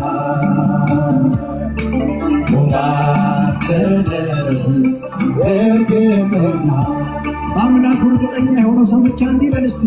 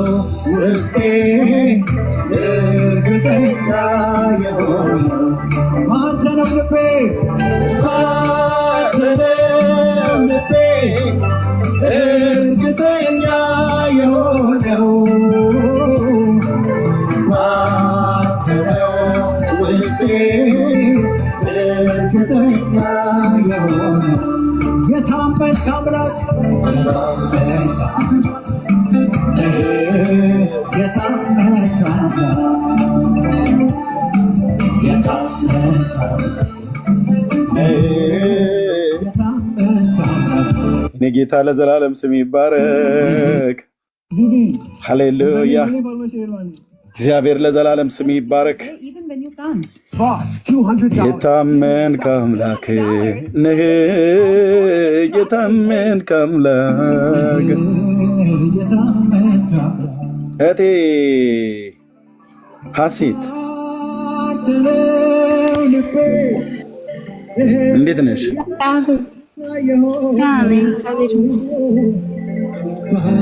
ጌታ ኢየሱስን ትወጂዋለሽ? የእውነት ትወጂዋለሽ? መጽሐፍ ቅዱስ ካነበብክ ወዲህ እወደዋለሁ። ማቀው በመጽሐፍ ቅዱስ ነው። እሱም አንቺ እንደሚወድሽ ታውቂያለሽ አይደል? በጣም የሚዋደዱ ሰዎች አብረው ይኖራሉ አይደል? አዎ። ጌታ ኢየሱስ በአንቺ ውስጥ እንዲኖር ትፈቅጅለታለሽ? አዎ። አሁንም አብሮኝ ነው ያለው። አብሮኝ እንዳለ አምናለሁ። አብሮሽ አይደለም ግን አብሮሽ እንዲሆን ትፈቅጅለታለሽ? አዎ ግን አብሮኝ እኮ ነው። እንዴት አይደለም ትልሳለህ? በልብሽ አለ? አዎ። ይናገርሻል? ምን ብሎ? በውስጥሽ አምላክ ነው አይደል? እሱ አዎ። አምላክ ይናገራል አይናገርም? ይናገራል። በጎቼ ምንን ይሰማሉ ነው ያለው? ድምፁን ትሰሚዋለሽ?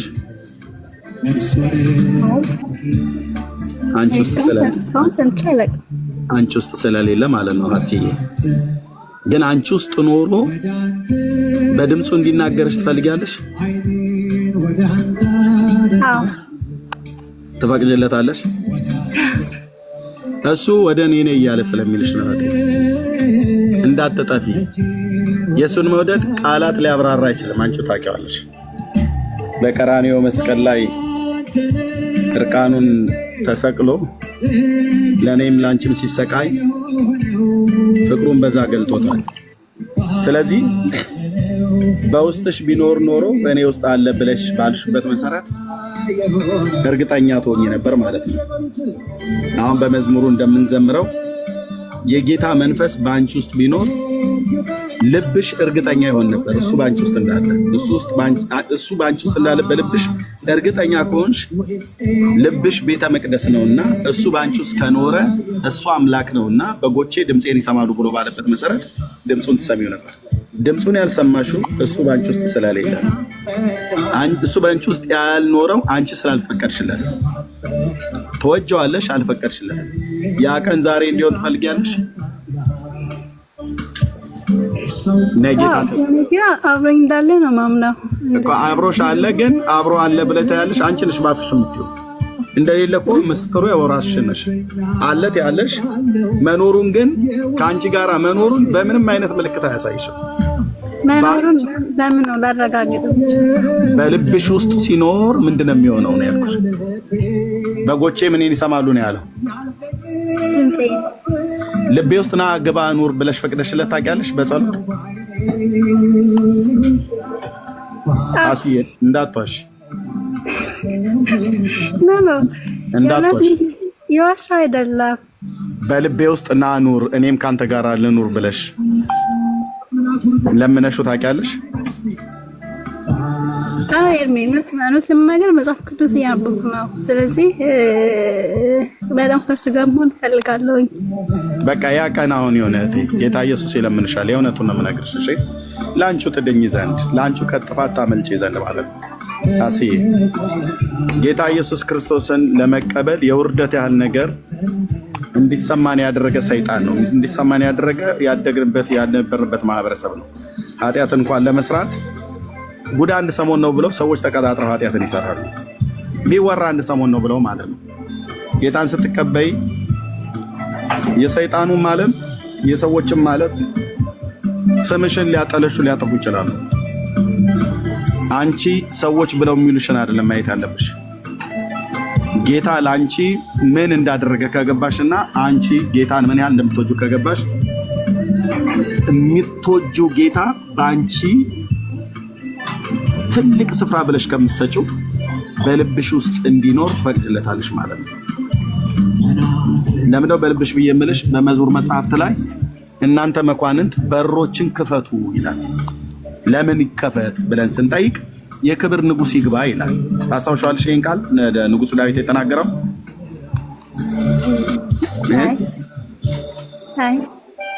እናንተ መኳንንት በሮችን ክፈቱ ብሎ የሚለውን አታውቂውም? አልሰማሽውም? አልሰማሁት። እሺ ዳዊት እንደዛ ይላል። ላሳይሽ።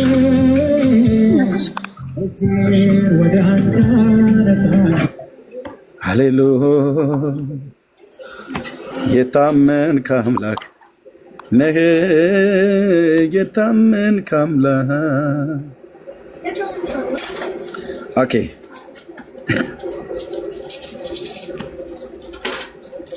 ጌታ አንቺንም ይሁን ሌሎችን እንዲድኑ ይፈልጋል። ልባችሁን ወዳችሁና ፈቅዳችሁ ለእስራኤል አምላክ ለእግዚአብሔር ጌታ ለኢየሱስ ክርስቶስ ከከፈታችሁለት እሱ በእናንተ ውስጥ ይኖራል፣ እናንተም በሱ ትኖራላችሁ። ለዘለዓለም አትጠፉ አትጠፉ። እቴ